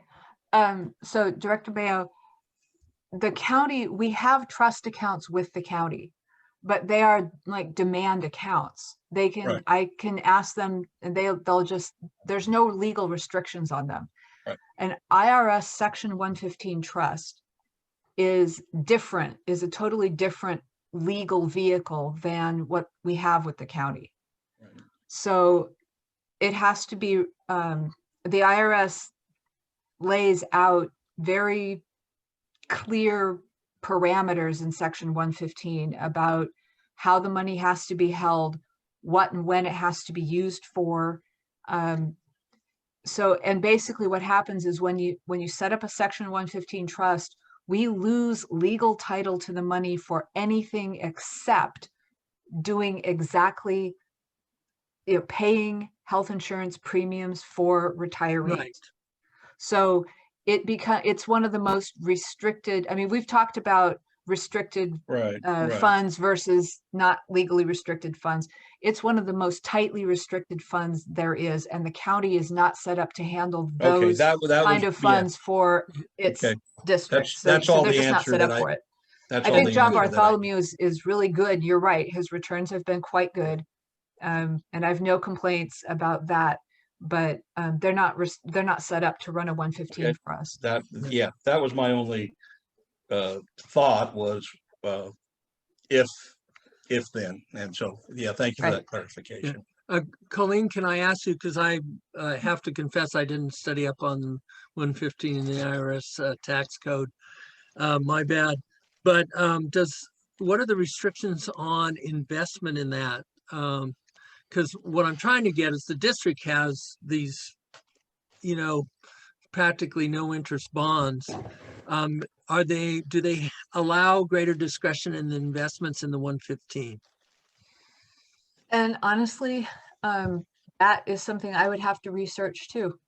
Okay. And that's probably one of those questions I'll be able to ask the CalPERS 115 folks tomorrow. Perfect. Great. But I mean, I know the legal restrictions on the use end more than I know about the legal Right. restrictions on the investment end right now, because I haven't researched it enough. So, yeah. But as okay, so other comments, other questions? Dr. Couch? Or, sorry, I was just No, I'm good. That's checking fine. in. I was going to make a I was motion. wondering, we've been mostly talking about, the OPEB retirement type fund. So all the other reserves, I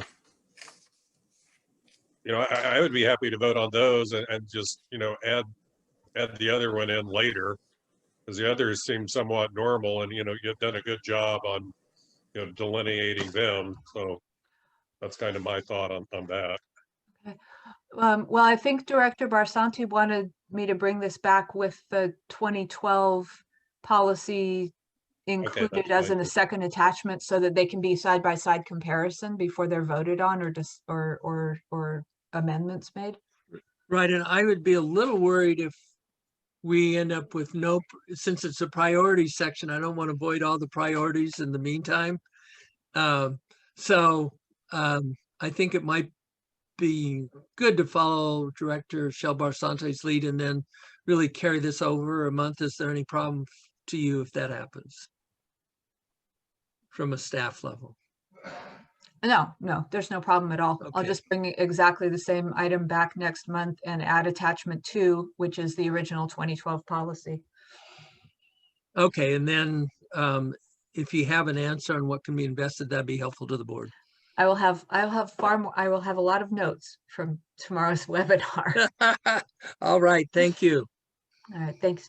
Thank you. So I'm going to turn to public comment, and I see Greg Rossini has a hand up.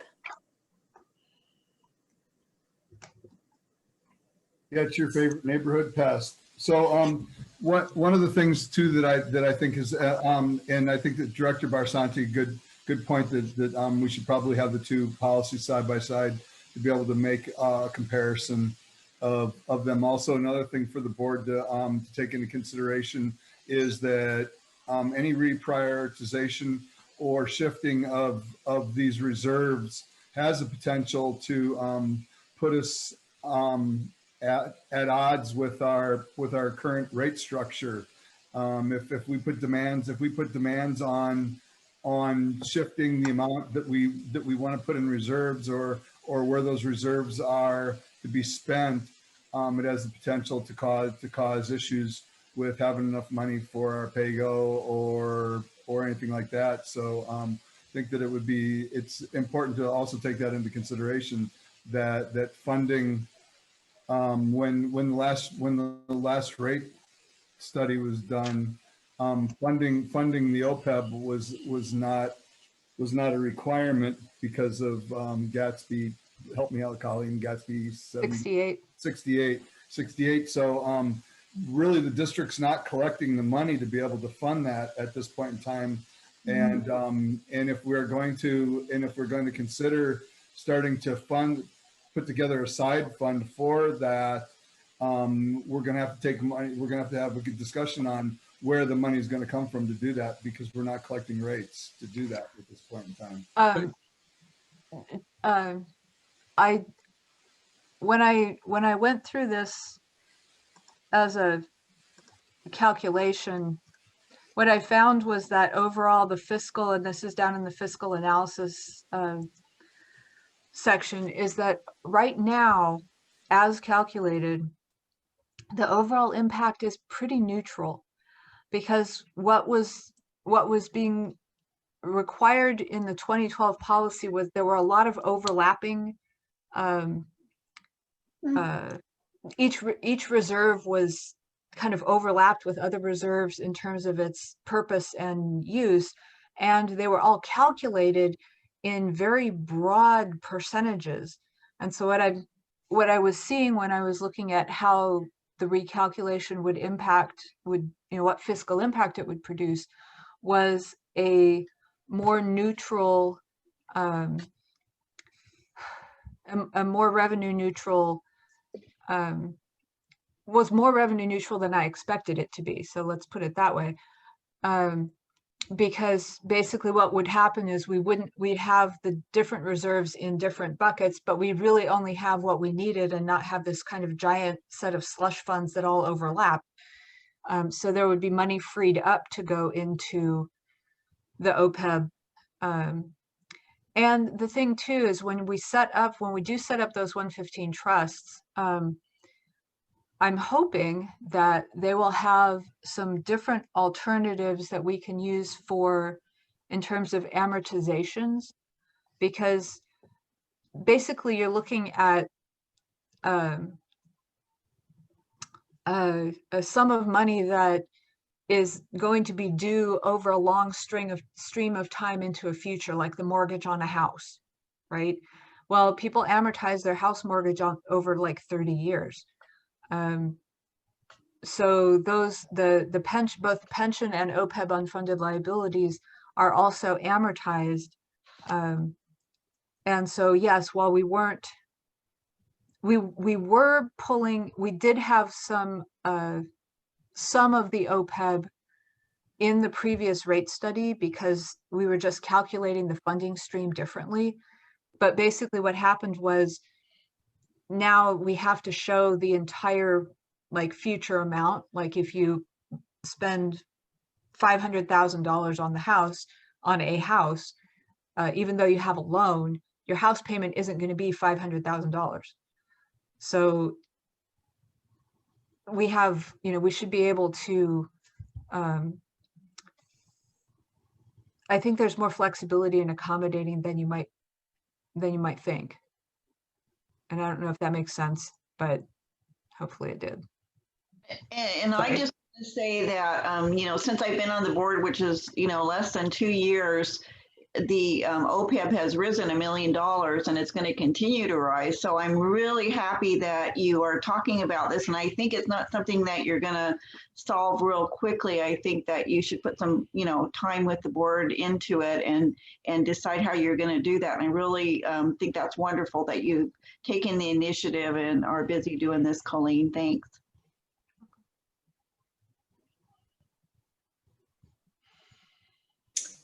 Okay, so you have clear direction. It's coming back.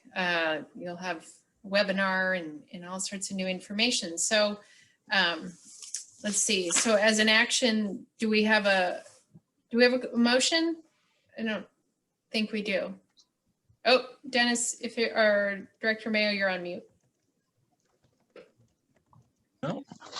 So I originally was going to make a motion, but now with a little guidance from the rest of the board, should I make a motion to postpone this?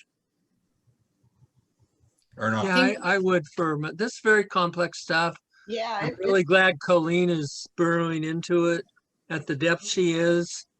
And we just have to be very careful here that we know what we're doing when we commit funds and might not be able to get them back if we make an error. So. Okay, so my motion will be to postpone this, giving the financial director time to provide us with more information. Yeah. And thank you again, Colleen, because I know this stuff is very complex and may very well lead to new avenues such as investment policy, all kinds of stuff that we're not, that we'll have to develop or find a solution to. All right, excellent. I mean, part of that is I want to make sure staff is insulated from any liability on the investments. That's one of my concerns. Yeah, no worries on that. Also one of mine. So we still need to move through, right? We have a motion. Do we have a second? I'll second. Okay, and roll call, please. Director Barsanti? Yes. Director Corbett? Aye. Director Couch? Yes. Director Mayo? Yes. President Burke? Aye. All right, thank you so much for that. And I feel like it's one of those items, it's good, it's crossing boards in from the old and getting input into the new, and they'll be sinking their teeth right in. Okay, item E5 on page 71. This is election results and set special meeting to administer oath of office to new board members who I believe are all with us tonight. And so this is the formal congratulations. There we go. There's the 4-year seat election results for Scott Bender and Greg Orsini. And I believe on the next page would be Joelle and Clark Peterson. So congratulations to the three of you. And I'll turn it over to April to lead us through this item. Yeah. So yes, the results were actually, they were supposed to be to me on November 30th. I didn't get them until after 6 p.m. last night on December 1st. But and there was a second picture that I had gave to Joey, but I'm not sure if he was able to get it, that has the results of the 2-year race, which is where Joe Ellen is officially set as the candidate or the board director for the 2-year race. So in order to administer the oath of office and conduct our other regulatory businesses, we need to be able to set a special meeting because the current 3 members, your last day technically is Friday. So you are a board member until Friday.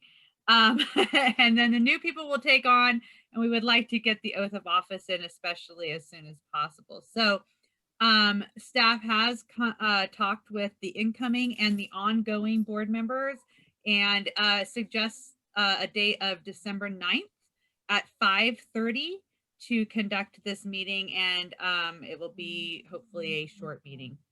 So John's you know, record may be shot on that one. I don't know. Depends on if Director Mayo can, you know, push it through. That's all. Oh, Special I think we meetings did it don't again. count. Special meetings don't count. Yeah, Oh, wait a minute, that's wait, true. wait a minute. It depends on if I do what, and can I screw up Director Corbett? Let me know.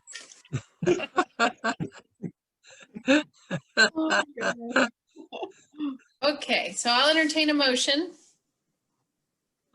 I'll move the special meeting. Oh, wait, sorry, I'm Oh, sorry. public. I think I have to open for public comment and welcome the board member elects. You know, if you would like to say anything, otherwise your time will be soon. Seeing no hands, then I will entertain a motion. Sorry to cut you off there, that false start. So I'll make a motion that we approve a special meeting on December 9th, 2020 at 5:30 PM. Second, Okay, roll call. Director Barsanti, Yes. Director Corbett, Aye. Director Couch, Aye. Director Mayo, yes, and President Burke. Yes. Okay, moving to item E6. We have an ordinance around ADU units, and this is presented by Pat Kaspari, our general manager. Thank you, President Burke. So in 2017, 2018, excuse me, the state passed regulations concerning ADUs, or accessory dwelling units, or mother-in-law units. And they wanted to encourage the construction of ADUs to facilitate attempting to solve the housing problem. So they passed several regulations with regards to ADUs and when people could charge for permit fees and connection fees, etc. In May through June of 2020, Humboldt County Planning Commission held a series of five public hearings on draft county ordinances and general plan amendments to reestablish local standards in conformance with the new state codes. At the September 1st, 2020 Board of Supervisors meeting, the Board of Supervisors adopted ordinance number 2650, which amends various general plan and county ordinances on ADU developments to conform to the new state regs. The district needs to update our rules and regs, specifically Regulation 21, the connection charges, to conform to county and state regulations with regards to ADU developments. Rule 21.03, accessory dwelling units, secondary dwelling unit connection charge was written and reviewed by the district's legal counsel, and it is included as an attachment in your board packets. This is the first reading of the ordinance. The main provisions of the rule are to define what constitutes an ADU, detail when connection fees and other fees can be charged for an ADU development, and staff recommends that the board review the information provided, discuss, take public comment, and approve the first reading of ordinance 2021-01 by title only. I have a question. What does the first reading mean?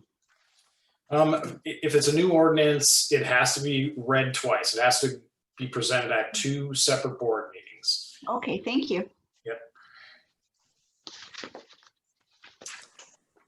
So in my understanding of this, you know, one of the things that really perked our ears when considering whether new connections fees would come from ADUs, there was the state had, had moved forward wanting to get as many housing units in place, and in doing so sort of took the district's ability to charge for new fees in some places.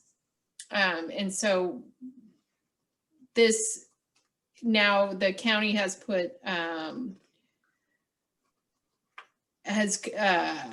their, what do you call it? They put a resolution in place, and now we're conforming to what they have. But do we still have concerns over being able to charge for ADUs when they're put in place? And I think the complication comes in because you can divide a house, you can put in a new building, and so sometimes it's cut and dry, and sometimes it's a little more complicated. So how do you feel that our needs in collecting new services are well covered in this ordinance? Yeah, some of them are fairly well covered. One of the times we cannot charge any new connection fees is if someone turns a portion of their existing house into an ADU. That really doesn't impact our fees because, it's just basically like if you turn, the bedroom into a rental bedroom or something, we're not going to be having to spend more money providing water for that. They also, if they build a new facility, a new ADU in the backyard or something, and they connect it to our water and sewer, we can charge fees. So that, again, isn't really impacting us. Where it does start to impact us is if they build a new facility, a new ADU mother-in-law, and they connect it to their existing water service and existing sewer lateral, we cannot charge additional fees. Typically, if you were expanding your house and adding a bunch more bathrooms, a new wing on it, et cetera, it will impact our service providing, because we are going to be providing more water, we are going to be treating more sewage. In this case, we can't charge for that. However, there are occasions if the district does require new connections in those cases. For instance, if they have a small meter and they're adding an ADU and they are going to be using quite a bit more water that won't fit through that meter, the district can require them to upsize their meter or put in a separate service connection, and we can charge them for that. Same with the lateral. If they don't have sufficient falls, say, in their existing lateral to service a new facility, we can require them to put in a new lateral, and we can charge for that. So, it does have some impacts. I don't think they will be severe though, but we're coming in conformance with the existing state and county regs, so we don't have much wiggle room here. Other questions, comments from the board?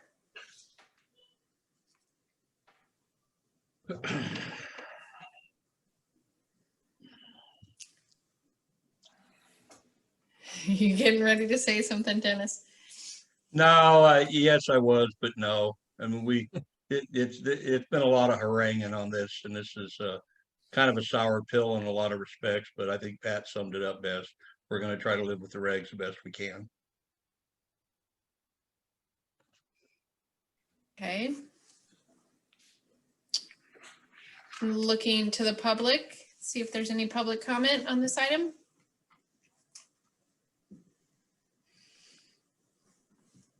Okay, I don't see any hands.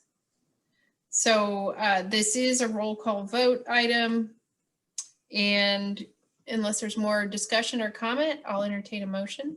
I'll move that we adopt the first reading of the ordinance 2021-01, amending regulation 21 connection charges to address accessory dwelling units, ADUs, connection fees, first reading, I think it's mandated by state law, not too much thought. Needs to be further expended. Okay. And a second? I'll second. Thank you. And roll call. Will that be by title only, Director Oh, Corbett? So she does not have to read the entire ordinance? I don't believe we do. I believe we can do it by title only. Yep, correct. If, as long as you have it in the motion. Thank you. and the second still carries? Yes. Great. Oh, he's gonna go south on me with that title only. No. Ah, I want you to have to read it all. Yeah. All right. That got a yawn out of Mary. Did you see that? Director Barsanti is not in the frame at this time. Director Corbett, Aye. Director Couch, Aye. Director Mayo, No. and President Burke. Aye.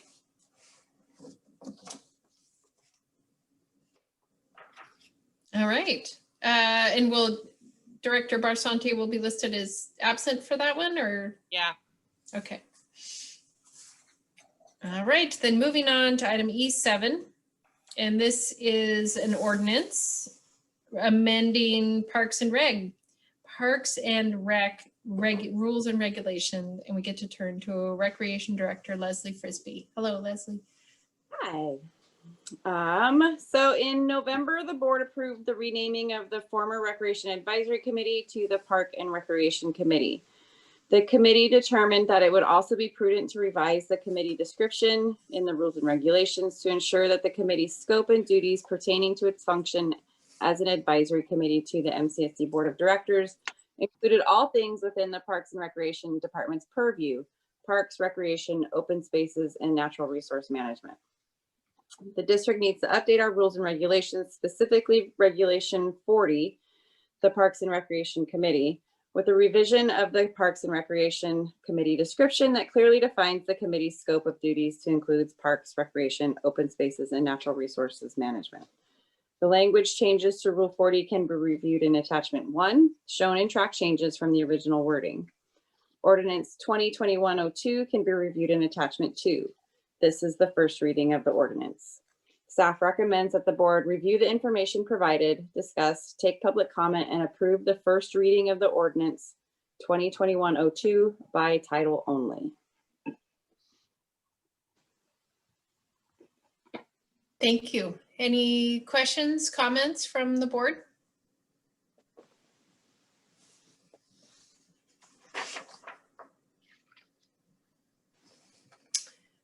Okay, turn to the public. Any public comment on this item?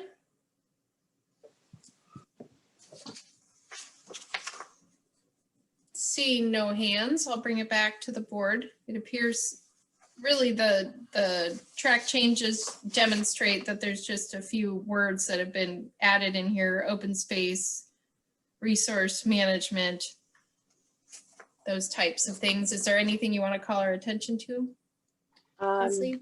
No, I think it just clarifies what the committee has already been doing. And, you know, for public knowledge, if you were interested in participating on the committee, it gives a clearer view of what you'd be asked to discuss and advise on. Great, okay. Director Corbett? Yeah, is this the first reading or the first reading? Yeah, okay. It didn't say that, and I just wanted to be very clear when we're voting. Or I didn't see it. It's the last sentence in the description. That's the last thing I said before the recommendation. Okay. And so if there's no further yeah, thank discussion, you. I'll entertain a motion. I'll move we adopt ordinance 2021-02, amending Regulation 40 Parks and Recreation Committee of the MCSD rules and regulations, and clearly inform the board members as the first reading. And so some of us have trouble reading, but that might be. Does that serve for the by title only line? title only. Okay. Okay, great. Okay, there's a motion. Second from Director Mayo, and roll call, please. Director Barsanti, Yes. Director Corbett, Aye. Director Couch, Yes. Director Mayo, Yes. President Burke. Yes. Thank you. Yes, thank you. Okay, so now we're into reports. F1, active committee reports. We start with Recreation Advisory Committee. Director Couch? Well, I don't have a report. I took an unintentional nap instead of attending my Zoom meeting for the recreational committee, which I hate to admit. I did 6 hours of heavy labor and came in and sat in my recliner and I was gone.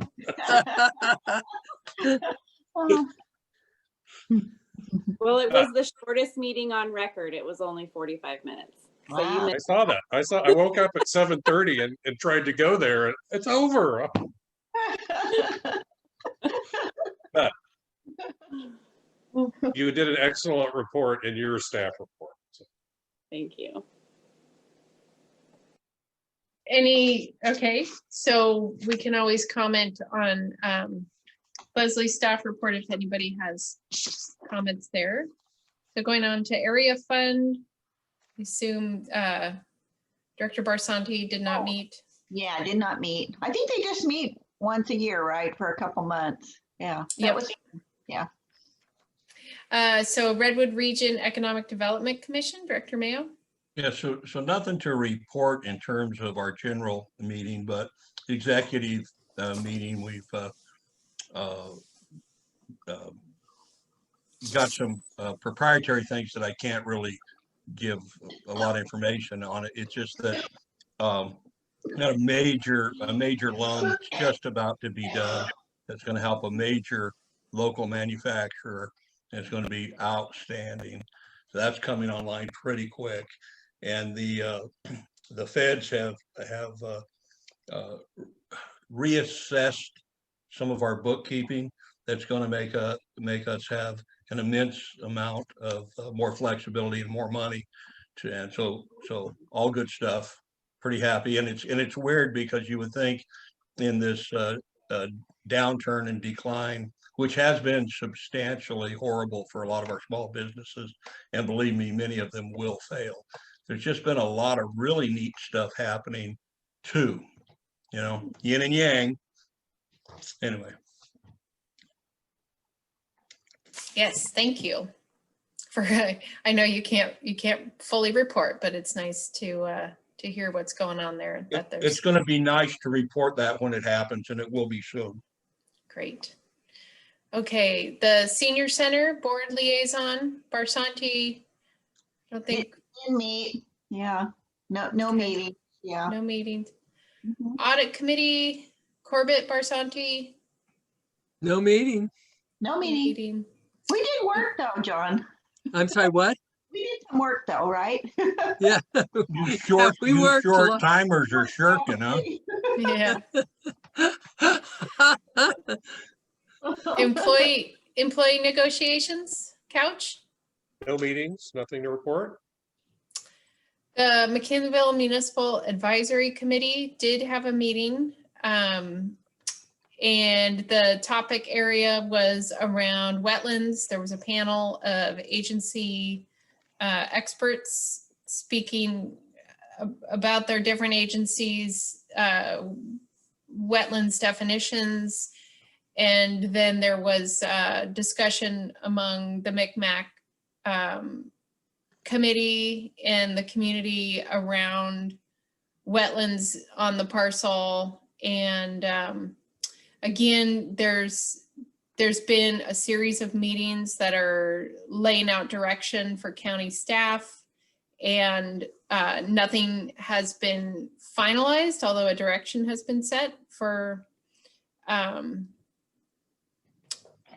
the development of the ordinance. We're looking forward to seeing some drawings from the consultant who has been hired by the county to put images to the community feedback. So it'll be, I think it'll be nice for all to be able to see those types of images and continue moving forward. The second meeting was going to happen tonight, but did not happen because it would conflict with our meeting. Anything more to add from Pat Kaspari? No, I think you did a good job summarizing it.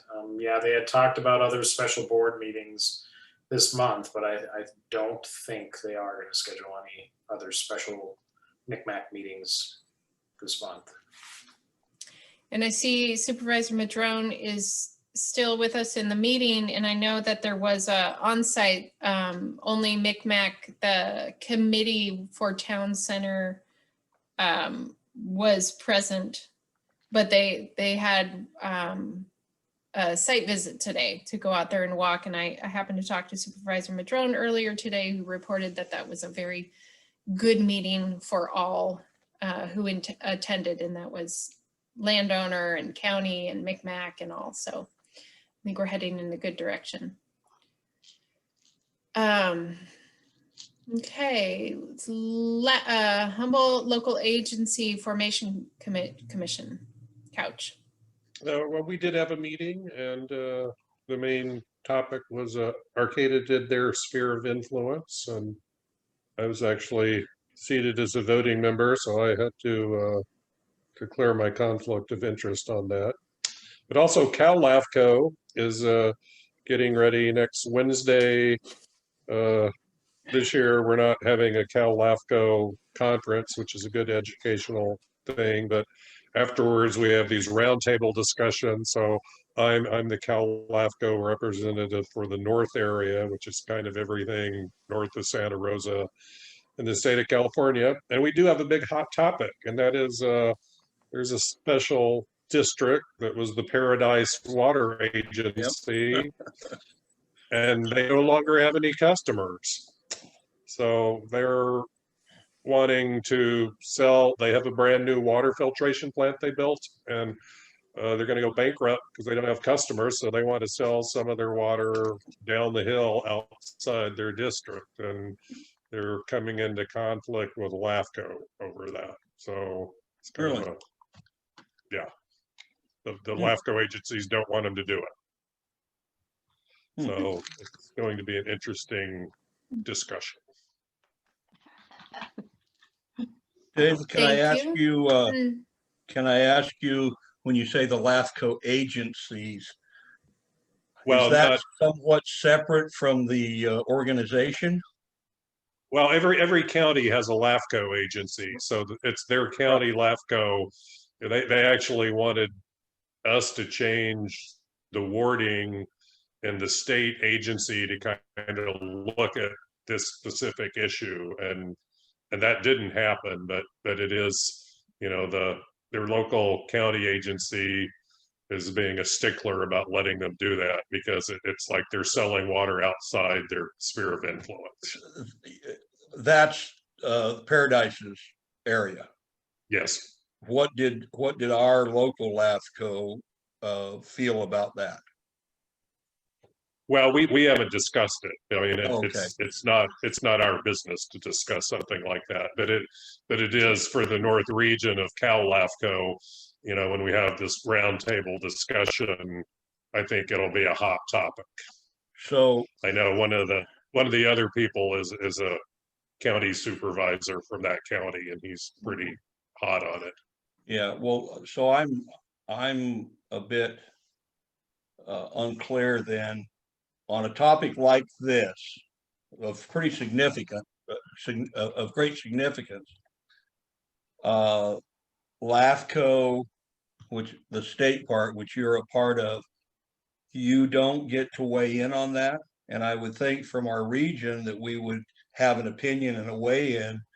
Doesn't this have an overreaching potential for cause and effect for the rest of the LAFCOs? Well, yes, but the state Cal LAFCO is only an educational organization, so we don't have any Okay. sway with the local LAFCOs other than, you know, trying to make discussion and, you know, bring things out in the open, though. That's my viewpoint of what we should be doing. Okay. So whatever decision they make won't affect the decision that our local LAFCO may or may not want to make at another date. No, no. Well, they're kind of Okay. having a precedent in that the agency, the Paradise Water Agency, is saying, well, we're just not going to participate in LAFCO anymore. So yeah, that is problematic.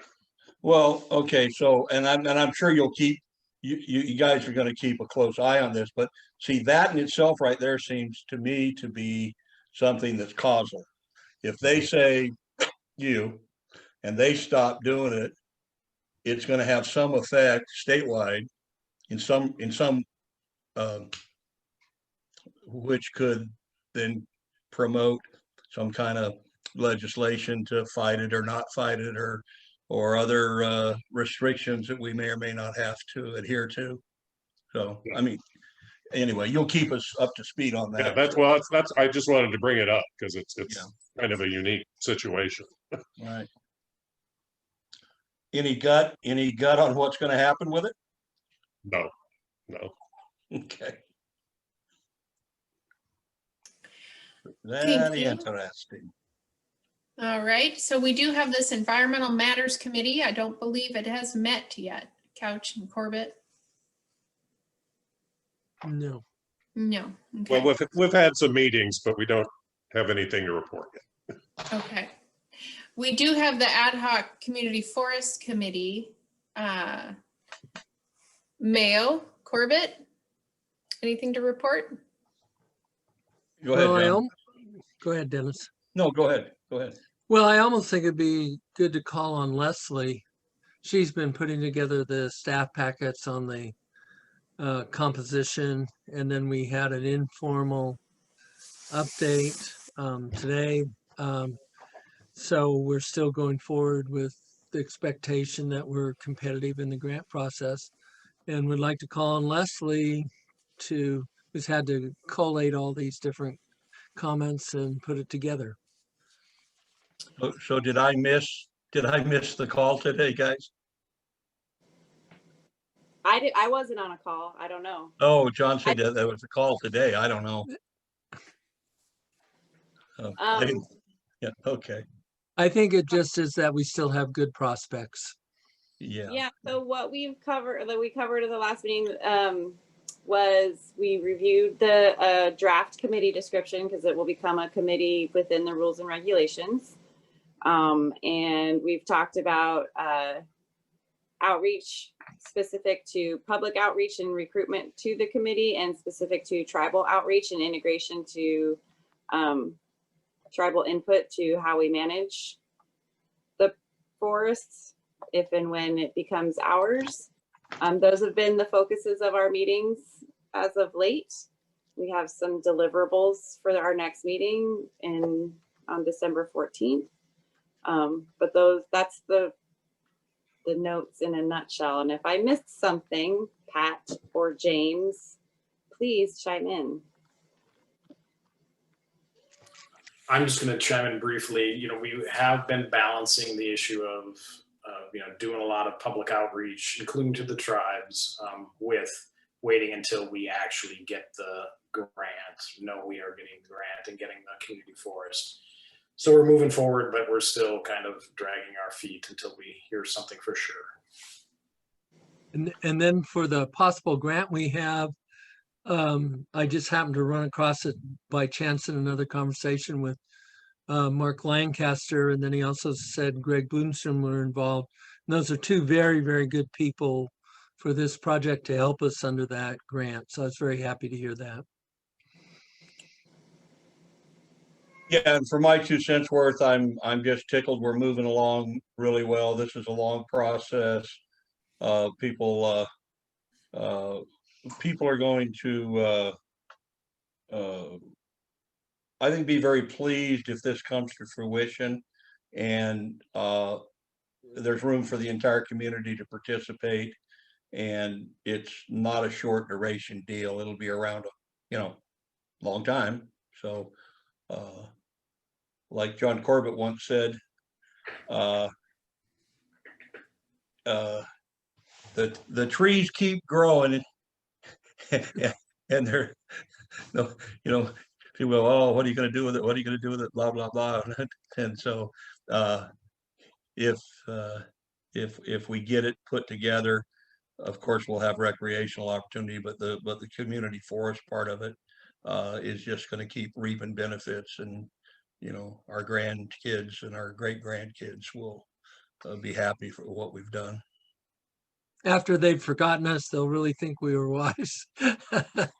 Well, I always tell people when they talk about our good water, the water that we all have and in abundance, to remember them dirty, nasty Republican businessmen that put that dam in up there.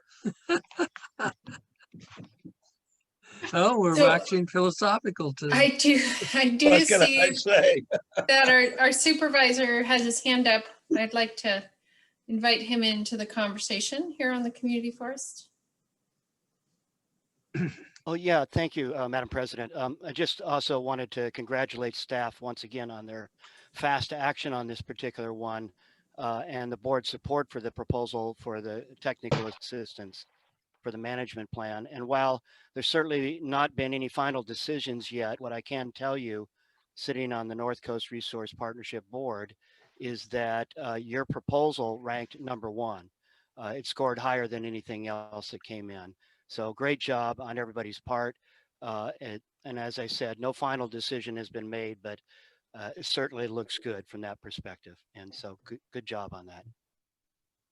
Great, thank you. And Director Corbett, go ahead. Oh, I just wanted to again thank, Supervisor Madrone for drafting a letter of support, not instantaneously, but on extremely short notice. And it was really important part of our grant application. And so thank you again. Yes, thank you. Okay, and the next ad hoc committee is the Latent Powers Committee, Corbett and Couch. Anything to report? We tried very, very hard to have a product for this meeting, but it's like all these things, there's more to it than when you first open the door. And so we developed some policy measures and things for the committee to consider, but we didn't have time for the committee to discuss it. And it's extremely important we get everyone grounded and moving forward together. And then some of it is just, there's the work part of it of going to the initiatives and votes we've had and going through and looking at the actual language and then converting that to an authorization for that activity. You don't want it tied to the actual vote, but to that activity. And so that's going to take some time. And I'm probably forced to go past December 9th to get that done on my part. And but I think that it's really moving forward. We'll have a good clear-cut product. And we are having a great discussion. I'm soon to be board member, former General Manager Orsini. I thought it's been very helpful on the police issue and on the reclamation. We need to get caught up on it. And there's a little tendency sometimes for people to go, oh, well, we have that approved. For example, on the Coho Marsh project. But you don't want it tied to the product. You want it that it authorizes that activity. So you have to do an abstraction out. You can't just say it's because of the recreation vote. You got to go, what activities does that authorize? Because that's what's going to be in the future. So that takes a little bit more work than imagined. I tried very hard. There just wasn't a way to get it done for this meeting. So it'll arrive shortly. So in essence, Greg Orsini is moving from a member of the public to the board, and you're moving from the board to the public. So you're just kind of swapping roles. Thank you for your continued attention to the item. after your formal role as a director is up. And Greg and has again, yeah. the best institutional memory, so it's very helpful. Yes. Great. Anything else there on the latent powers? I was going to say though, what we did earlier with adding the open space management to the parks and recreation, we'll probably have to include that in our powers there. Right, and that's what we don't want to miss anything when we're going through it. Yeah. So coming up here, Vice Chair Mayo is going to, become board, or Vice President is going to become president. You're going to assign committee representation. I just want to offer, if you want to do any questioning at this time, I'm happy to sort of give you the floor. Yeah, I don't want to, thank you, President Burke. No, I don't want to do any questioning, but I just, since do we still have all 3 of the new board members online? Yes. Okay, so here's what I'd like, and for the setting members as well, please think about committee assignments and think about that a little ahead of time, so that at the meeting, your installation meeting,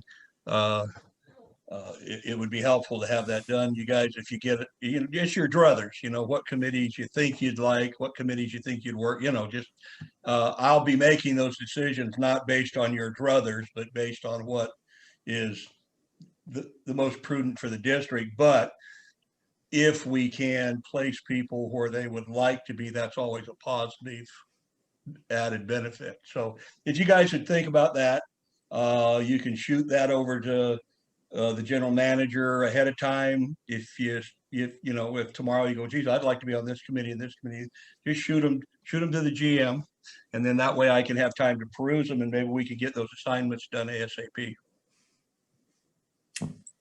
Sounds like a plan. Great, thank you. Okay, item F2, any legislative or regulatory reports? Well, we had the one thing on agenda, which was good, and lots of Zoom meetings. I do sometimes 3 a day, and just going over legislation, and right now nobody can agree on a damn thing. So I guess that's a positive. Sometimes the less government does, the better. So that's my story, and I'm sticking to it. Anyone else? Okay, then we get to move into staff reports. So we'll start with Support Services Department. Colleen Trask. Actually, I had pretty much everything we've covered, so I have nothing further to add at this time. Okay. Any questions? Yes, go ahead, Director Barsanti. Colleen, I just wanted to thank you. The schedule that you put in for the grants looked even nicer. It was, yeah, so thank you so much for including that. I really appreciate it. Yeah, thank you. Okay, thank you. And we'll move to Operations Department with James Henry. I I'm gonna surprise you guys with this one, but I have nothing to add at this time. I did, however, work on a song for you guys for going away. But okay. I broke my guitar string, so I'm unable to do it. But anyway, yeah, I have nothing else unless you have any questions. We're having a special meeting in a few days. You can do it then.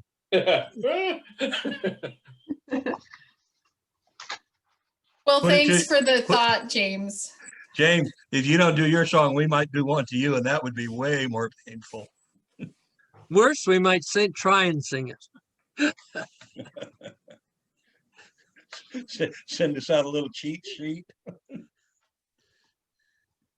Right, moving on to the Parks and Rec Director's Report with Leslie Frisbee. I have nothing further to add. I just wanted to note in the other updates, the board service that, you know, staff serves on both the chamber and Boys and Girls Club board of directors, and you know, just exemplifies the community networking and support we have for other organizations in the community. So thank you for your service. Are you on the Boys and Girls Club? And then Yes, on Boys and Girls Club. I just wanted to say that today on Talk Shop on KINS, Dale Warmoth was on talking. They had a deal on the Boys and Girls Club, and it was really a good talk. And they extolled our McKinleyville Boys and Girls Club program. Good. So Yeah, they hired a new site director there, and she's wonderful. She's doing a really good job. It's unfortunate that it's these times when schools are closed, because she's really energetic and has big plans of like going to the school and recruiting kids and tabling and all of those things. But since the kids aren't in school, it's a little bit challenging. But yes, I sit on the Boys and Girls Club board. Kirsten Mesmer, our rec coordinator, sits on the chamber board. I also sit on the Family Resource Center board, but that board didn't meet last month, so that was not in my report. So, yeah. But, So Leslie, if you remember, because I won't, maybe early first part of next week you could call me, because I have something specific with the Boys and Girls Club and the kids in school that I'd like to talk to you about. okay, I'll make a note and Thank put you. it on to do so. Yeah, and we might suck John Corbett in on it too. It's the MPA dashboard deal, John. Oh, okay. Yeah, I think that, yeah. Exactly. What's that date? Oh, she's gonna call me next week, and we'll okay. talk about it. And then I'd like, then maybe you and I could get a little more detail on it. Sure. Because Leslie might say, no, I don't want to do it. Leave me alone. So we'll give her that up. Might not let me do it. I might want to, but Pat Yeah. There's a little money. Ooh, we need money. Not a lot, Oh, it's but a that little program. bit. Okay. Yeah, a little bit. all right, well, thank you. And so moving on to our general manager report. And I'm very tempted to say nothing further to add, but I do have one short thing I do want to highlight in there, that President Burke and I had a very good conversation with Virgil Moorhead of Blue Lagoon Rancheria, or the club, and Two Feathers. And we talked about his plans for development, what we're doing. But one of the things that really clicked was we talked about the community forest, and he is working hard with young tribal members, doing educational outreach on things like trail building and watershed restoration, et cetera, type work. And so I'm hoping that we can further that connection. And when we do get the community forest and get it set up, we can leverage that relationship. So that's all I wanted to add. Hey, thank you. Any questions? So then we'll roll into the president's report, and I wanted to sort of dovetail off of that and say that the meetings that we've had with Ted Hernandez at the Wiyot tribe, and with Michelle Vessel, his the tribal administrator, and then with Virgil Moorhead, were just what I was ramping up to get started and make sure that we had good tribal outreach before my tenure was up, but I only made it through 2 meetings. So I would highly encourage the effort to continue and extend to Blue Lake Rancheria. They're, they have a great program that we might find ways to bring staff into the Mad River project as that moves into, sort of reconvening and getting going before construction. And the Yurok tribe, as you know, has been mentioned, the Yurok tribe's presence in our community is strong, and then also Trinidad Rancheria, of course. So I would highly encourage Director Mayo in your president's role to maybe continue these tribal outreach meetings, government to government, and just a bit on how Pat and I entered these last two meetings was essentially without much of an agenda, but to open up that line of communication and give a sort of overview of the types of activities that we're up to and what's in our strategic plan, and share openly outside of having the formal AB 52. When you have a project, you must do tribal outreach. So they've been great meetings, and it's been a pleasure to introduce Pat as general manager. And I just wish I had been able to get to all of them. So thank you. And so we're going to head into board member comments, announcements, and whatnot. I wanted to say, Shell, you said I've learned how to speak up. Well, I've really enjoyed holding the gavel. I like process, and it's been sort of my happy place this last year of being able to be the board president, help us move through the technology issues with COVID and sheltering in place and all. And I think I've sung all your praises and told you how much I've appreciated working with you all quite a lot tonight. So I'll just give some time to our supervisor if he would like to say anything before we go to our final board member comments, announcements, reports, and agenda item requests. Supervisor Madrone, would you like to? Oh, did he come into the panel? There he is.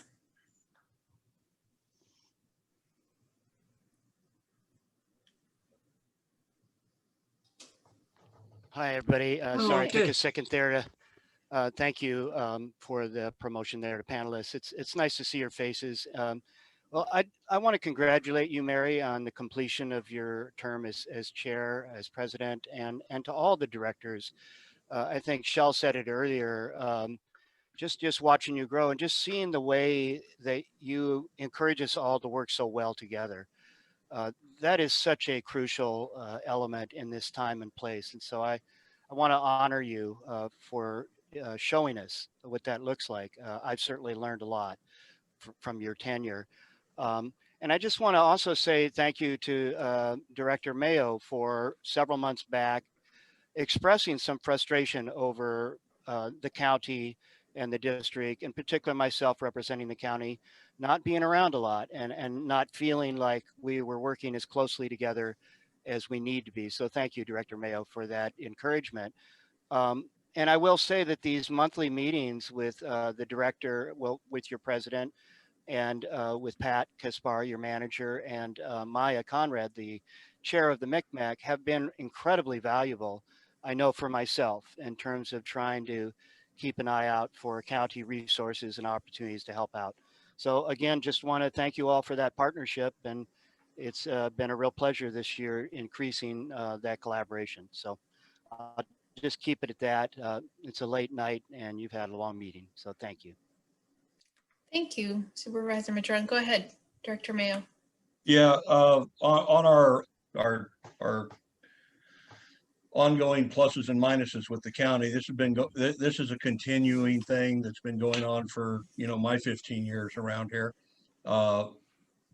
We have to continually let people know that we're here and we're not just an after deal. We are a community, and many times we have to be pretty vocal about, look, we need this, you're not doing that, and that doesn't necessarily mean that we don't appreciate the relationship with the county. We've developed a way better relationship with the county than we had a long time ago. So it's that, and there are gonna be more times in the future that we're pretty direct about bang, bang, bang, bang, bang. And that doesn't mean that we don't appreciate the things that are happening. So, but well brought up the point. Look forward to working with you next year, future president. Great. And thanks for the compliments. Okay, we're going to head into any board member comments, announcements, reports, and agenda item requests. Yes, Director Corbett. I wanted to indicate that James Henry, with nothing to report, was a key element on the 48-minute team. Thank you. Thank you. Oh, goodness. All right. Yes, Director Barsanti. I would just like to thank you all for working with me and teaching me how to be on a board and being so patient. I appreciated Dave's quiet thoughtfulness, and then he would come up with ideas that he clearly could explain, and that was very helpful to me. And of course, Dennis was really fun, and it was he made it fun, and then he also I really enjoyed watching him go all over the country and promoting our area, which is a really wonderful and important thing. And I've talked about John and Mary, and I just want to thank you all for the and all the staff. Everybody was very kind and very patient, especially Colleen, teaching me all about the accounting that she was doing and everything. So I really appreciate it. So, and in April for making special accommodations for me by texting me and emailing me so I wouldn't miss things. I really appreciate that. And Leslie's wonderful happiness, that's the only way I can explain it, is she's so enthusiastic and puts on such a good program for our community. So I'm sure I've left somebody out, but thank you all. It was a really wonderful experience, and I really appreciate it. Thank you. Great. Okay, anything else? No. I just want to point out, you see, I'm actually can move my thumb. And I want to thank Dr. Pardo one more time for saving the damn thing. I thought it was just twitching, Dennis, you know. Yeah. Well, I told him when the whole damn thing was hanging off, he says, well, what do you hope? I said, well, I'd like to be able to cock my pistol. He said, you guys, you cowboys are all alike. This whole time I thought Dennis was making fun of me and like showing him that he had one a thumb and I didn't. So yeah, I had to give one more smile, Mary, before you left. Yeah. You got it, James. Sing us out of here, James. James, I got a lawnmower needs some adjustment. All right. Oh my goodness. Okay. Well, with that and a lot of thanks, we can sign off tonight. And I'll be seeing you. Been a good, for a tough year, it's been a good year. Yep. Thank you, guys. Good luck tomorrow. We'll be thinking of you. Yep. Yes. Take Joey, care. good job. Thank you, Joey. Yeah. You got it. Yeah, Joey. Yeah. Yeah, Joey, especially. Thank you, brother. Yeah, and I think hiring Joey and getting that degree of specialization, given how much electronics rules our life, was really a good move. Yeah, thanks, Joey. Glad I could help, Or- guys. Or I'll do one of these. no, or you all can blame Jamie, because the only reason I'm on here is because he can figure me out. So if you don't want me around, just tell yeah. That's pretty good. Okay. Good Okay. night. Good Have a great night, All everyone. right. Good luck, Dennis. Thanks. Night, you guys. Okay, I'll be thinking of you. You too, dear. Okay, bye-bye.